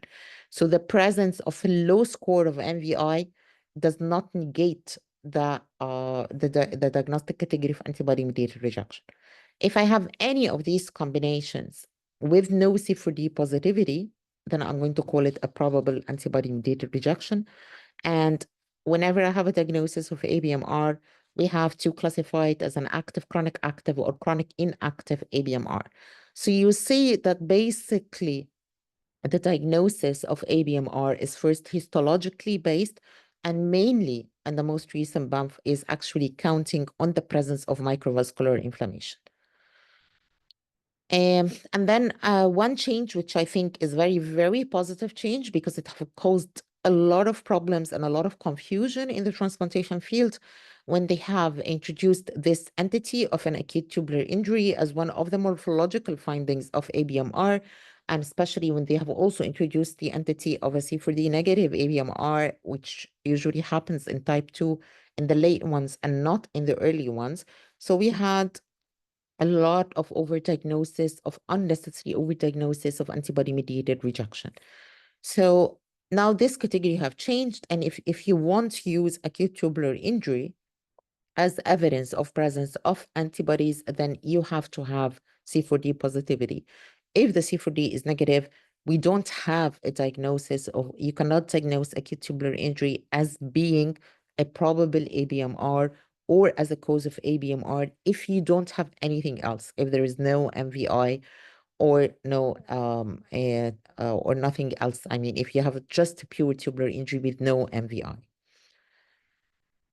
If these cases where we said these cases of having C4D positive, then as I mentioned, the conditions or the other special circumstances is that when we have ABO incompatible, so this is likely accommodation. So we have only tubular injury and just C4D, no MVI. If it's early post-transplant in a DSA sensitized patient, then I'm going to consider it a probable AMR. And if the patient is DSA negative in a conventional transplant, then this is not antibody-mediated rejection. And of course, we have this condition with C4D staining without evidence of rejection. And in order to diagnose this, we need all features must be present, C4D positive, no features of antibody-mediated rejection, no MVI, no PTC, no V, no absolutely any features of rejection. We need to have biopsy-based transcript diagnosis for ABMR MVI below a defined threshold, and no acute or chronic active T-cell mediated or borderline changes in order to, at the end of the day, diagnose C4D staining without evidence of rejection. So if we are not performing transcriptomics, then we will never be. I never use this category in the classification because we don't have transcriptomics or molecular study. This is the clinical interpretation. This was the first time that they introduced within the classification a clinical interpretation of BANF category 2, which is AMR and MVI, and that antibody-mediated rejection can be diagnosed in patients with normal or abnormal kidney function, so it can also occur subclinically, and that we need always to further differentiate into active, chronic active, and chronic inactive, or to include any form of activity and chronicity indices, because this guide therapeutic decision making. If we have, what do we mean by probable AMR? That in the context of circulating DSA, we are going to these individual lesions of MVI, which are below the histological threshold for MVI and in the absence of C4D deposition, probably indicate antibody activity. And this can be diagnosed in patients with normal or abnormal kidney function. Again, so it could be clinical or subclinical. And then we have MVI, which is DSA negative and C4D negative. And these are the ones with MVI above the histological threshold without circulating DSA and with negative, again, with negative C4D staining. And these have been observed usually in patients with normal, but also in patients with abnormal kidney function. And this is a purely descriptive category, as I mentioned, and the cause remains unclear. We still need further research to determine the prevalence, the causes, and the related biological processes and the best treatment for these patients. and we usually write these patients they are just for follow-up. And again, one of the main changes which have occurred in the latest month, and I will take you back to the score, the CV score, the score which we call sclerosing or sclerosed transplant vasculopathy or arteriopathy. And this score has always used a confusing array of terminologies, appearances, and diagnostic implications. And this was really is an odd score because this is a CV score which was included in both chronic active ABMR and chronic active TCMR.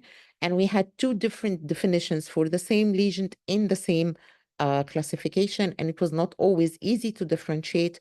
So thankfully, in the latest month, this score has disappeared, especially for the chronic inactive ones. And then quickly, for the sake of the time, we have the latest, the TCMR. We do have mainly the main changes for the TCMR are some change which try to make the borderline rejection category more reproducible or more informative. And but it still remains controversial. And within, now we have a threshold between that we have foci of tubulitis. This is what we consider borderline. If we have tubulitis T1, T2, or T3 with mild interstitial inflammation, or if we have only T1, which we consider acute T-cell mediated rejection, T2. So what is below T2, we don't consider it the threshold for a T-cell mediated diagnosis. So what if we have T1, but we have I2 or I3? We still have the presence of tubulitis tells us that these cells seems to be aggressive because they are attacking the tubules, but they are not up to the cutoff that we use to diagnose an acute T-cell mediated rejection. On the other hand, what if we have foci of tubulitis, which is mild, moderate, or marked tubulitis, but we don't have interstitial inflammation up to the cutoff to diagnose T-cell mediated rejection. So within these scenarios, these are the ones which we call borderline rejection. And we've tried to come up with a threshold to see whether these changes, are they really rejection on its way? Are they not properly represented due to sampling issues? Or does this represent a resolving a rejection and we don't need to further treat the patient, or this was a pre-existing subclinical rejection and the patient has another problem? All of these categories will actually fall into what we call a borderline rejection. And so we have identified that cases with T1 tubulitis and with an I1 or I2 actually have a low threshold for rejection, while cases with more tubulitis, wherever the level of the inflammation, have a higher threshold that they could be where they are going to develop a full-blown T-cell mediated rejection. And then we have also the problem of the chronic active T-cell mediated rejection category. And for years now, we have been recognizing the importance or the presence of inflammatory cells or lymphocytes according with interstitial fibrosis, in association with interstitial fibrosis, and that this mainly causes the progression of interstitial fibrosis in allografts. And so in 2017, we have integrated the category of chronic active T-cell mediated rejection, although you might not see it widely used in reports, because now, again, this category does not have a very specific treatment or guidelines for management. And the main difference between it and between an active T-cell mediated rejection is that we used to consider tubulitis or inflammation of the tubules only in non-atrophic tubules. But if we're going to consider it in a chronic active T-cell mediated rejection, then we are going to consider tubulitis in slightly atrophic tubules for chronic active T-cell mediated rejection. We're not going to ignore it. Of course, there are problems with definitions. What is a severely atrophic tubule? And it's not really very clear by month and still needs to be worked upon it. And we don't have a clear cutoff is when to call it a chronic active T-cell mediated rejection or when to call it an acute T-cell mediated rejection on top of interstitial fibrosis and tubular atrophy. And as I mentioned, we have also included polyomavirus nephropathy in the latest month. And still the problem of that when we have a polyomavirus interstitial inflammation, and if we have an associated T-cell mediated rejection, whether it is easy to differentiate or not, we have clues. and but it's not always that easy. But we have always to remember that rejection can coincide with a coexisting infection, and that now most of the current guidelines are actually with a routine staining of SV40 in allografts. So to summarize, my take-home messages is that scores are not diagnoses, so remember that. And lesions are not always that specific, so we always have to evaluate other histological changes in the biopsy, take into consideration the clinical and the serological data of the patients. We need to classify rejection mainly according to the morphological findings. They don't have to fit into the diagnostic criteria, because as you can see, for example, BANF does not have a diagnostic criteria for mixed rejection. And whenever we can use to help it to improve our diagnostic accuracy, we should always we should always welcome its utility. Thank you very much.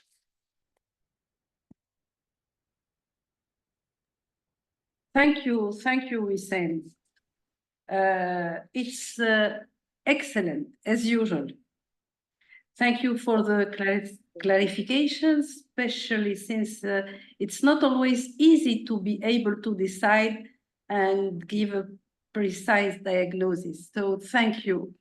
And now we can have perhaps some questions. Please.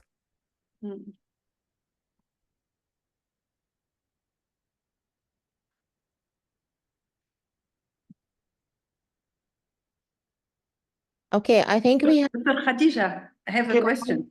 Yes, I have Jamal as well. I have a remark. I have a remark and a question, if you allow me. So you mentioned MVI below the threshold. Yes. I think that in this situation we have two situations.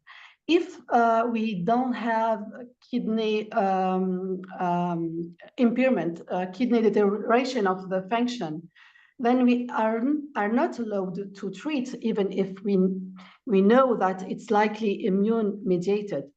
We can repeat the biopsy after or to closely monitor our patient, but we are not allowed to treat with CPT1 without CKD.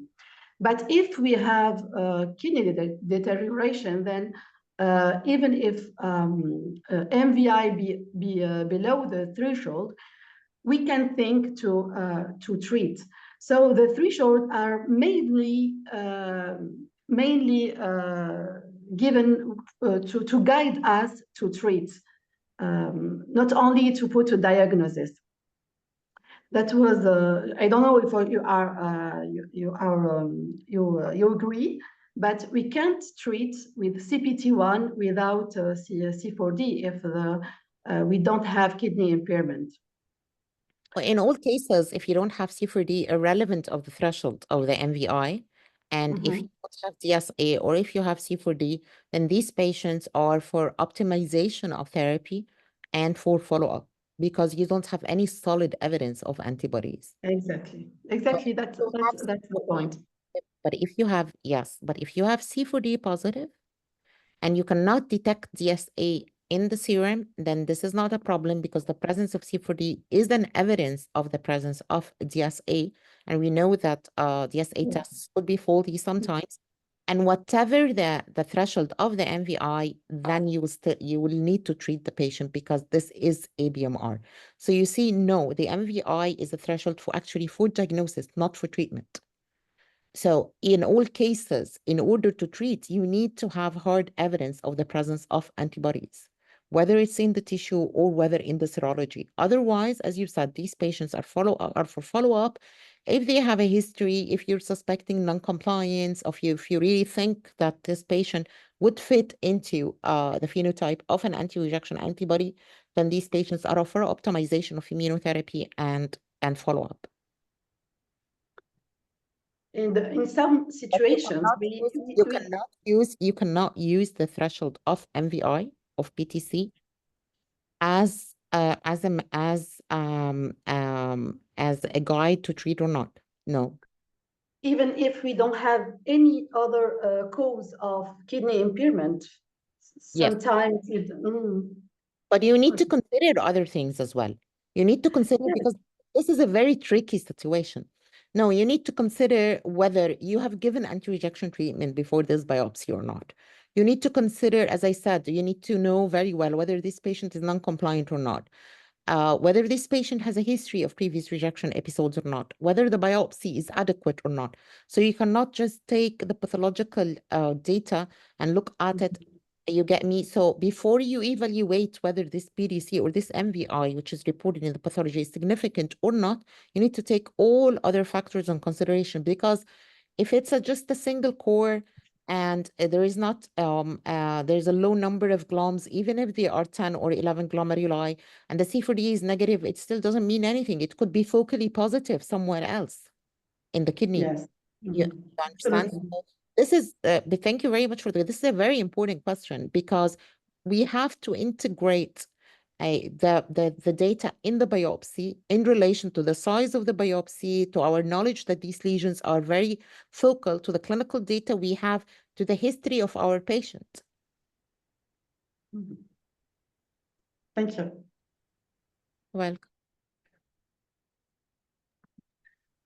Thank you. I think if there is no more questions, we I think there was a question from Professor Gamal, just to ask him why considering only a C4D positive on peritubular capillaries, and not on glomeruli, because in if we have a glomerular C4D positivity, then we run the risk that this could be the C4D is could be a marker of immune complex mediated GN, and we use it now extensively in our native biopsy examination. So if we have any form of early recurrence of GN, we are also going to get C4D positivity.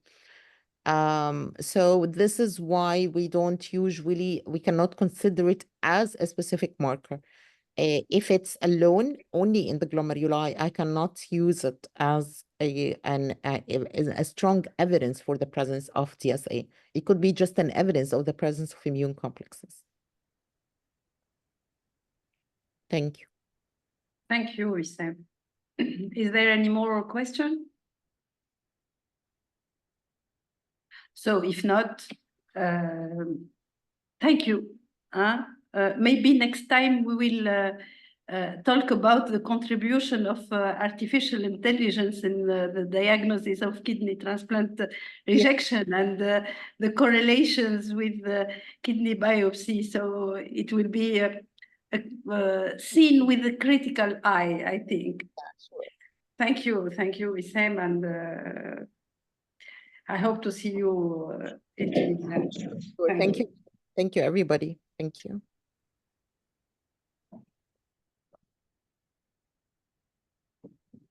So it's my turn now to introduce my colleague from South Africa, Dr. Zunaid Barday. He is a nephrologist from Grootes Schuur in Cape Town. He is an executive committee member of South Africa Transplant Society, the South African Nephrology Society, and the South African Ministry Advisory Committee of Organ Transplant. He is interested in all the aspects of transplantation. He has an interesting experience in transplantation from living and deceased donor, in HIV positive to positive recipient. And more recently, he was involved starting the first ABO transplant program and the first paired kidney donation program. So we are happy to introduce our colleague. Please go ahead. Dr. Zunaid. Okay, thank you for that lovely introduction. I'm just getting my slide going here. All right, so it's actually quite hard to follow after those two excellent talks, but it has, in a way, obviously laid the platform for my talk. So yeah, I'm going to talk about the clinical and therapeutic updates in acute rejection. What's new? So Yeah, obviously, I'm going to also just obviously start with what the current thinking is, and then look at what's new. She mentioned our hospital. This is Groote's Care Hospital, the old hospital and the new hospital, and that's the mountain in the background. And yeah, this is where I work, somewhere in the middle of that building. So let me just get these things out of the way. All right. So obviously, before we talk about treating rejection, obviously preventing rejection is what we try to do in the first place. And in this respect, obviously selecting the donor is critical, either the living donor or even a deceased donor. It's quite critical. I mean, our hospital, we still do majority deceased donor transplants. It's about 60% of our donors are deceased. So it's also quite important how to pick those. But obviously, living donors, you've got more time to work them up and to look at do a thorough immunological testing before the transplant. And then obviously we would then tailor the immunosuppression based on what we think the immunological risk is from the test we've done. And not infrequently, you might need to do desensitization if there isn't a better matched donor. And as mentioned, lately we've started doing these ABO incompatible transplants, but we're hoping to get our kidney pair donation program going so that hopefully we have to do less transplants from highly sensitized or ABO incompatible donors. When patients present, they often don't present with a diagnosis, obviously, of rejection. They normally present with deteriorating graft kidney function. And this is a nice little flow diagram of how to approach it, the deteriorating graft function. So the first thing to do is obviously a clinical evaluation. Look for simple things like dehydration, uncontrolled blood pressure. Don't forget to do the ultrasound to exclude obstruction, which obviously is more common early on, but can even occur later on. Renal blood flow can be assessed, although that's quite tricky. And I mean, I must say we rarely diagnose renal artery stenosis. And then other things to look at are the medication. Obviously CNI levels are routine. We can do MPA levels now and look at the patient's adherence to treatment and are they taking other nephrotoxic drugs. And then we also do viral and bacterial tests. I mean, a BK virus was mentioned, but even CMV and other viruses can be implicated in graft dysfunction. We obviously look at the urine, to look for proteinuria, hematuria, and the other important test, again, that's been gone through quite extensively is to look for donor-specific antibodies. But, we have a low threshold in our center to do a graft kidney biopsy as soon as possible. And I mean, we've had a detailed talk and an excellent talk on that about the histological changes, C4D staining, and electron microscopy plays a smaller part in the transplant setting. So I mean, that's just a very broad approach. But in terms of the causes, I mean, obviously we're focusing on acute rejection, either cellular or antibody mediated, but obviously there's chronic rejection, and we've talked a lot about that. But there's lots of other possibilities, in terms of what you can find on a biopsy, or diagnosis you can make, either CNI toxicity, some of the common ones, drug reactions, BK virus nephropathy, recurrent GNs, and then what used to be called chronic allograft nephropathy, or IFTA now on the biopsy. And then, I mean, not infrequently, you find obstructive nephropathy or uropathies. So how do we diagnose rejection? I mean, that's the one aspect. It remains the leading cause of graft kidney loss, just to say that. And obviously, the clinical signs are well known to us. There's a decline in GFR. There's proteinuria and hematuria. You can get that. I mean, less commonly, you actually have pain over the graft and fever. But I mean, if patients are they're not taking the medication at all, we sometimes see that. And obviously there's a differential then for, like a pyelonephritis or something else. Or it could be subclinical. You might just do routine screening for donor-specific antibodies, either de novo ones or pre-existing ones, if you're looking at are the MFIs increasing. We don't do protocol biopsies at our center, but there are in certain settings, like in a trial setting, and we involved with the HIV positive to positive transplant study, and for that in a study we had protocol biopsies early on and then annually. So sometimes you pick up things there without any clinical suspicion, and we obviously then use the BAMF classification, as we've just gone through, to classify what we might see on that biopsy. So that's what we all know. And I mean, that was just a brief overview. But what's new in terms of diagnosing rejection? I can say not too much, but a couple of things have been mentioned.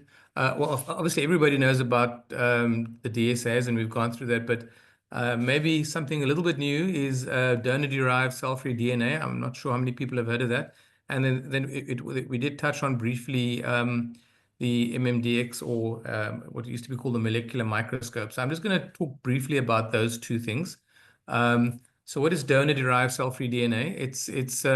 Well, firstly, cell-free DNA is fragmented extracellular DNA released into the bloodstream from cells undergoing apoptosis or necrosis. So it's a blood test, and it's recently emerged as a promising biomarker in various fields such as oncology, for detection of early stage cancer, and also in obstetric medicine for trisomy 21 screening and other genetic diagnoses before a baby is born from the amniotic fluid. But in transplantation, donor-derived cell-free DNA is detected in the blood of recipients, and it's been proposed as a non-invasive biomarker to detect rejection. So there's been a few studies, but I'm just going to mention one, which is because I think this is quite a recent one and quite a good study looking at this. So they looked at they looked at cell-free DNA, and they correlated that with the allograft biopsy in I think this was over 1,000 patients in the United States, and they had another cohort in Europe. And if you look at the donor-derived DNA that makes up the portion of the cell-free DNA in the blood, if it's above a certain threshold, which is at around about 0.5%, there's quite a good correlation with especially the rejection profile, either mixed, acute, active ABMR or chronic active, which is those 4 blocks, as you can see. Those definitely stand out as where you get the highest percentage of donor-derived cell-free DNA, which is, I mean, it goes as high as like 2 or 3%. And they found that even within those categories, the higher the percentage, there's a good correlation even with the biopsy in terms of in antibody-mediated rejection on the Banff classification, the G score, the PTC score, and the C4D score. So there's the higher those scores are on the biopsy, the higher the percentage of cell-free DNA, and also even within the category of T-cell mediated rejection, the I score, the T score, and the total inflammation score. The higher those are, the higher the percentage of donor-derived cell-free DNA. So I thought that was quite a good study. They also looked at what are the independent determinants of rejection. With the multivariate analysis, not surprisingly, they found that patients with declining GFR, with proteinuria, with what they call graft instability, if they had previous rejection with the DSA, and also if the higher the MFI and the DSA, all of these, I mean, we would think that's obvious that those would correlate with your probability of rejection. But the donor-derived cell-free DNA also correlated very nicely with the odds ratio of 2.275 and a very high p-score. So they concluded that this donor-derived cell-free DNA strongly correlates with rejection, and it's not specific to the type of rejection. I mean, they go up in all types of rejection. And on the multivariate analysis, as I mentioned, there's an odds ratio of 2.275 as an independent marker, kind of over and above the standard of care parameters. And they show that if you include this criteria in a predictive model, your area under the curve increases from 0.78 or 78% to 82%. So not dramatic, but I mean, there is a definite improvement in a prediction model. And it also was highly predictive to detect subclinical rejection in stable patients. So it might be a useful way to monitor patients, the renal function is stable, but if their donor-derived cell-free DNA starts going up, then maybe you need to do something about it. And then this was touched on as well in the previous talks, but transcriptomics have been around for quite a number of years now, and there's this concept of the molecular microscope, which is coined by researchers from the University of Alabama, and it was first developed since 2005. And they've ongoing developments in that field. And it's obviously using this messenger RNA, and you have to have a biopsy specimen. It's not a blood test. And they found that genes usually change the expression in tissues not as individual genes, but as a coordinated pattern with a number of genes that that often go together. And they using experimental model cell lines and biopsies, they annotated thousands of genes, and they came up with what they call these pathogenesis-based transcript sets, PBT sets. And this is just a table showing some of those sets. So there's a TCMR set. There's a few ABMR set, either DSA selective or NK selective or AMR selective. They've given them names. There's just an injury sort of set, and then there's also this atrophy fibrosis set. So these are multiple different genes which are activated together. And then they look like, that they would imply a certain diagnosis. And they used that to develop what was also mentioned by Dr. Ismail, this molecular microscope diagnostic system, MMDX. And this aims to deliver the molecular basis of rejection and parenchymal injury states in transplants. And it includes TCMR, AMR, and injury and patterns, and as I said, atrophy fibrosis.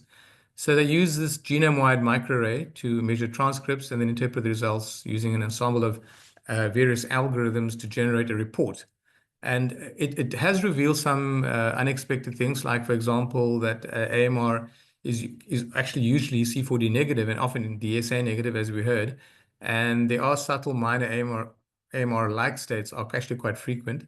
I wouldn't think this is surprising, but they find that parenchymal injury correlates with both reduced GFR and increased risk of graft loss. And we've seen this in other settings in various genes, like in lupus and IgA nephropathy.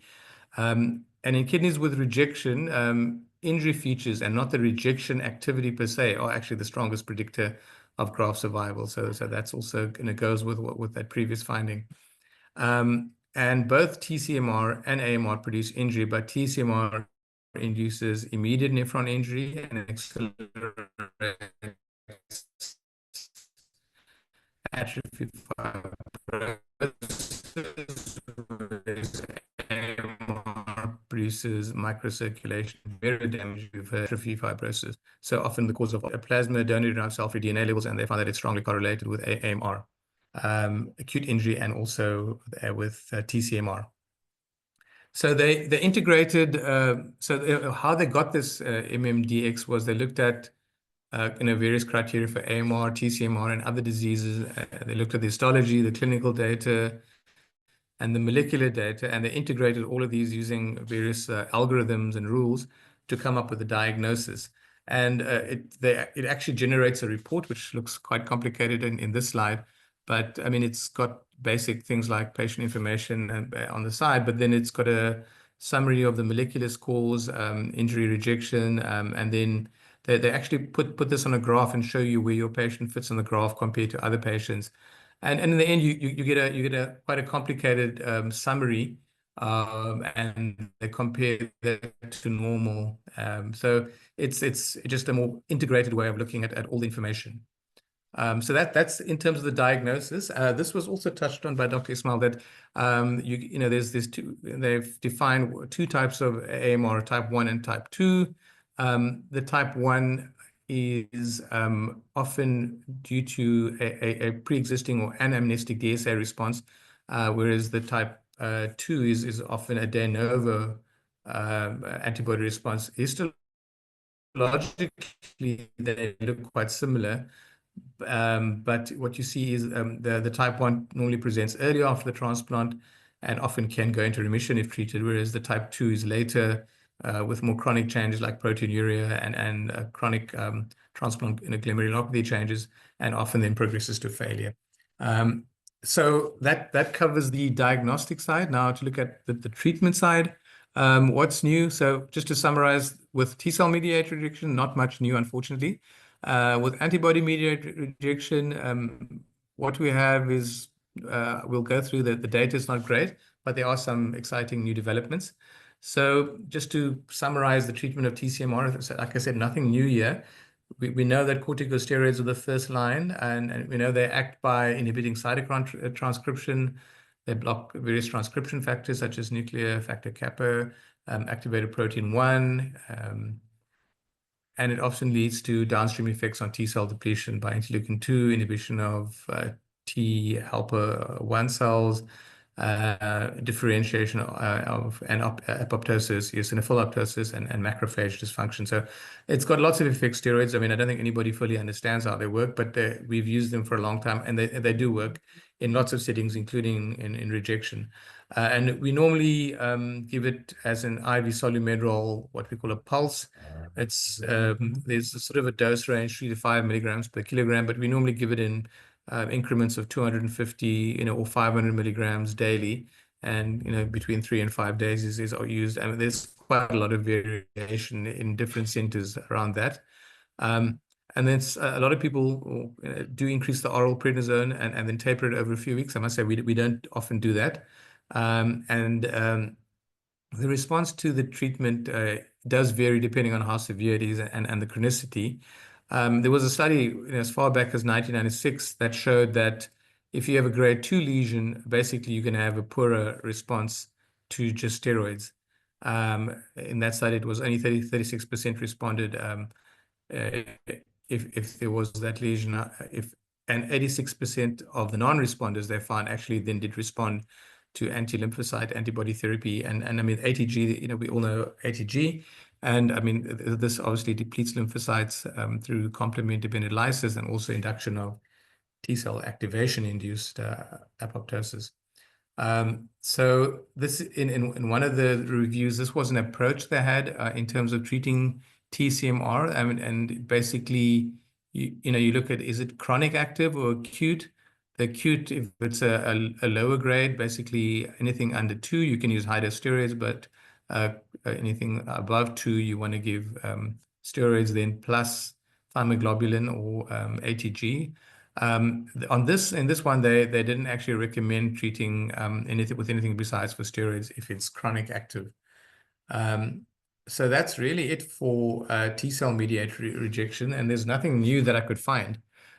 Treatment of antibody-mediated rejection. So the current landscape is plasma exchange really is the one that's got the best or the most studies and seems to, it seems obvious you're directly removing a potential DSA, and it's also got its own modulatory effects like increase of Tregs, decreasing B and natural killer cells.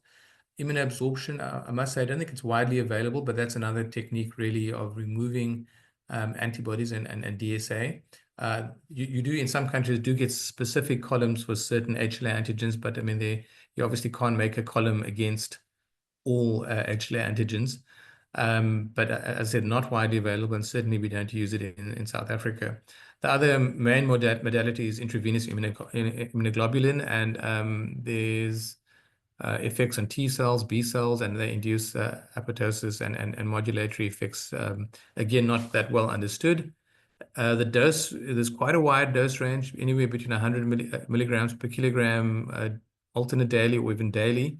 There's sort of an intermediate dose that people sometimes use, 500 milligrams per kilogram, and normally around 4 doses. And then there's very high dose, which is 2 grams per kilogram, which is obviously 20 times higher than the low dose. And that though is only given about 3 to 4 weekly.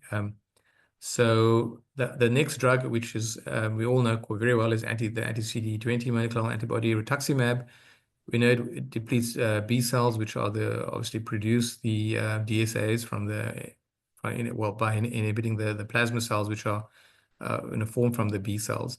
Again, here the data for rituximab is not great. I mean, it makes sense intuitively. A lot of people do use it, but there isn't great data that makes a huge difference in the long-term outcomes.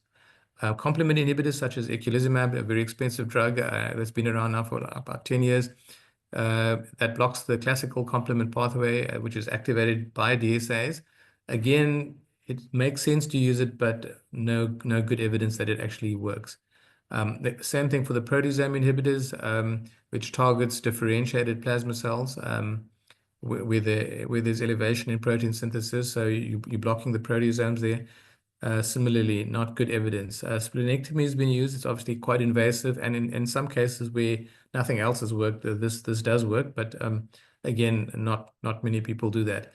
So all of these show benefit in small retrospective studies, but not in systematic reviews or in randomized studies.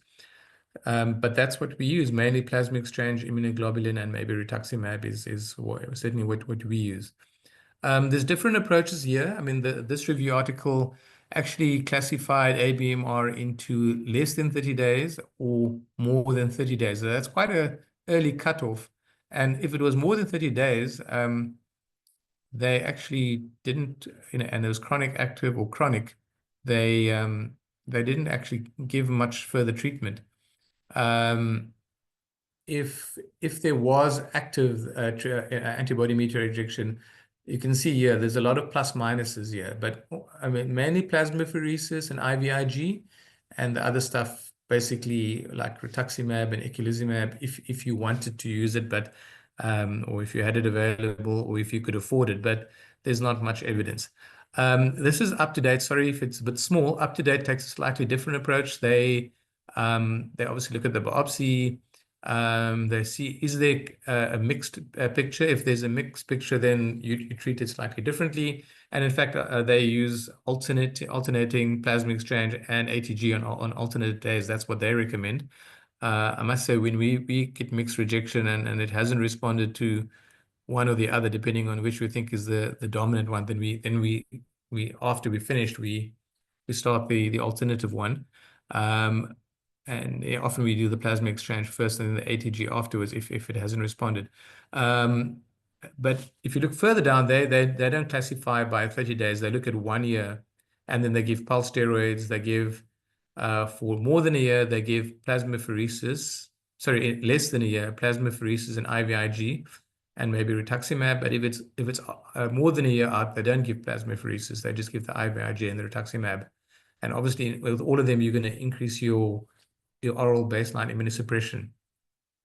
Then reassess the response clinically with a creatinine drop, and if you're not getting a good decrease, then possibly rebiopsy. And there's a lot of footnotes here, but I'm not going to go through all of those. So what are the new treatments? So this is just an overview of some of the pathways and some of the drugs that have been developed to target them. So this is just an overview of how antibody-mediated rejection starts. So the antigen-presenting cell, a CD4 cell, a helper T cell, stimulation of B cells by interleukin 6 is very important there. There's an interleukin 21, which I wasn't aware of. And then there's a memory B cell, but also eventually the B cell becomes that plasma cell and then makes antibodies which target the HLA antigens on the allograft endothelial surface. So, and that's where complement is activated. Natural killer cells can play a role there as well. And these are some of the new drugs. I mean, if you just want to start here, obviously the CD20 monoclonal antibody rituximab, but there's another one, obinutuzumab, if I said that right. There's CD40 ligand inhibitors. There's this group of quite a few drugs which target interleukin 6 either directly or the receptor. I've mentioned the proteasome inhibitors. And then I'm not going to talk, I haven't mentioned, but there's the cysteine protease inhibitors, imlifidase, which is used as an induction agent, and it cleaves antibodies. So it's a streptococcal-derived enzyme, cleaves antibodies at the hinge joint and actually makes the patient completely and removes all antibodies or destroys all of them for a few days. So that would be if you have a cross-match positive patient you want to transplant from a donor, maybe as an emergency transplant. But those antibodies tend to come back, obviously. There's plasmapheresis and IVIG, which works somewhere on this level here. And then there's this group of CD38 monoclonal antibodies, which are targeting natural killer cells and and plasma cells. And then I've mentioned eculizumab there. So just to focus on two of those groups, interleukin 6 inhibitors, either the antibody targeting the receptor or actually targeting the molecule itself. And that molecule, like I said, it's actually on quite a few cells. It's on naive T cells, it's on fibroblasts, it's on CD8 positive cells, and also naive B cells. So by blocking these cells, you actually block a lot of the downstream processes which are going to then cause antibody-mediated rejection, except it does upregulate CD4 positive Tregs, which then would obviously then have a beneficial role there. And then, so just to mention one or two drugs in that class, the one that a lot of us have heard of now is tocilizumab. We started using that in a very sick COVID patients where nothing else seemed to work. I'm not sure it really made a big difference, but it's a first-in-class recombinant humanized monoclonal antibody targeting the interleukin-6 receptor. It binds to both soluble and the membrane-bound forms of the interleukin-6 receptor and inhibits signaling through those. And like I said, interleukin-6 is an inflammatory cytokine which plays a critical role in B and T cell activation, proliferation, and function. And it's been recognized as a key signaling pathway associated with rejection and transplant in transplant recipients, like I've just showed. So it's FDA approved for the treatment of rheumatoid arthritis and juvenile idiopathic arthritis. It's got lots of side effects, not surprisingly, serious infections, tuberculosis, invasive fungal infections, bacterial, viral, and other opportunistic infections, and even GIT perforations have been described. So it's got a lot of side effects, but it looks like it does target some of the right signaling pathways. So what's the evidence to use it in ABMR? Again, the literature is quite limited. There's a study by Potterbaum et al., which evaluated its use in addition to conventional therapy in just a small group of 7 kidney transplant recipients with acute AMR, and renal function improved or stabilized during the treatment with a 50% reduction in DSA titers in 4 of them only. There was recurrent rejection in a few patients, well, actually most of the patients, if they received just a short course of less than 6 months. And then there's quite a few studies looking at it in chronic active ABMR, and then there's one study with quite a few more patients, 36, and they gave this dose, 8 milligram per kilogram every month, to a maximum dose of 800. And these patients got it for between 6 and 25 months. So that's chronic treatment. And there were significant reductions in DSA titers, and there was a stabilization of the renal function at 2 years in the patients on tocilizumab. And graft and patient survivals were pretty good, 80% and 91% at 6 years, which is actually excellent. And this study now didn't show any severe adverse events reported, unlike some of the other ones. So this, as you can see, there's contrary findings, yeah, there's also lots of conflicting data to show that it doesn't work. So in some studies it could work, and in others it doesn't. There's another monoclonal antibody, clazakizumab. It's genetically engineered. It's got a high affinity, and it's humanized monoclonal IgG1 antibody that binds interleukin-6. It's of all the interleukin-6 inhibitors, it's the most potent and longest acting. And there's a phase 2 study in 10 patients, which in refractory active AMR. So they've failed other treatment, and they were given this as monotherapy monthly for 12 months. And there was a trend, even in that very resistant group, towards stabilization of eGFR and reductions of DSA titers, and even on biopsy graft inflammation scores. So based on that phase 2 study, there's a phase 3 study that's going to be rolled out, and that's busy recruiting at the moment. And then the next group, besides the interleukin-6 inhibitors, are the CD38 inhibitors. So this is a transmembrane glycoprotein that is expressed by immune and hematopoietic cells, particularly plasma cells and natural killer cells. It's emerged as a promising therapeutic target in antibody-mediated rejection. And it depletes plasma cells that produce donor-specific antibodies and natural killer cells. And as you know, these are also presumed to be critical in microvascular inflammation. So the clinical evidence from those anecdotal reports suggests that CD38 could prevent or reverse AMR. And there's 2 that have been studied, daratumumab, there's multiple case reports showing benefit, and felzartamab. And there was quite a recent NEJM publication in last year. So I'm just going to mention that one because it was in a big journal. And this study looked at, it was a phase 2 pilot trial, and they had randomly assigned 22 kidney transplant patients with ABMR and they had to be more than 180 days post-transplant. So it's chronic ABMR in most cases. And they got 9 infusions of felzartamab. I think it was like weekly for the first month and then monthly.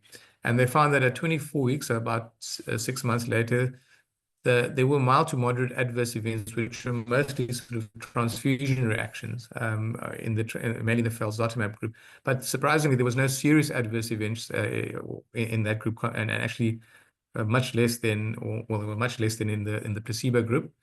And those patients who were getting the drug had improved microvascular inflammation scores, lower molecular scores, and also lower donor-derived cell-free DNA percentages. And this trial showed greater resolution of ABMR with felzartamab compared to placebo at 24 weeks. And it wasn't really powered for clinical outcomes, but the results suggest that there's a potential to stabilize the eGFR slope, which is a surrogate marker for long-term graft survival. Of note is that the effect wasn't durable after the treatment was discontinued at 6 months, because at 52 weeks at a year, there was signs that there was a reactivation of all those, or increasing those scores, and so they need larger studies.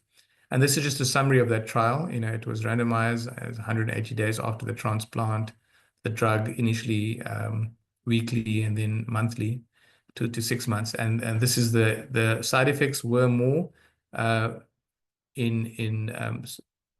side effects were more in the placebo group, like I said, but the infusion reactions were more in the felzartamab group.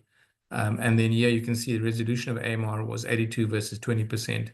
And the cell-free DNA was 31% versus 82% placebo. So it looks quite promising, I must say. So that's it, really. The summary and just the take-home message is that rejection remains a significant concern in kidney transplants, and has obviously a significant impact on long-term outcome in transplants. The approach does vary based on the type of rejection, TCMR versus ABMR. For TCMR, treatment options typically involve the use of steroids and T-cell depleting agents such as thymoglobulin. Managing ABMR typically involves a combination of therapies, like I said, steroids, plasmapheresis, IVIG, and then some other adjunctive therapies like rituximab and maybe tocilizumab and maybe some of these newer interleukin-6 and CD38 inhibitors. They look promising, but they probably would have to be given chronically. It's not going to be a one-off therapy, because when you stop the therapy, things reverse or relapse. And since rejection is controlled by multiple immunological pathways, it's likely that a combination of therapies will be necessary to reverse rejection. And don't forget, in all instances of rejection, you need to optimize the maintenance immunosuppression. Otherwise, you're not going to get on top of it, and you're going to get recurrent or further rejection.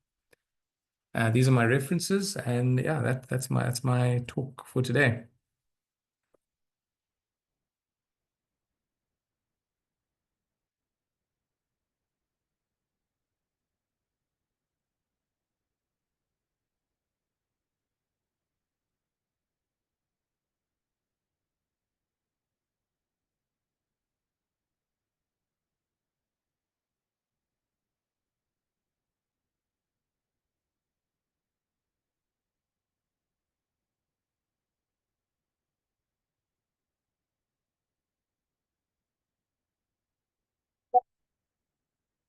Okay, I don't know if there's any questions. I'm not sure where the moderators are.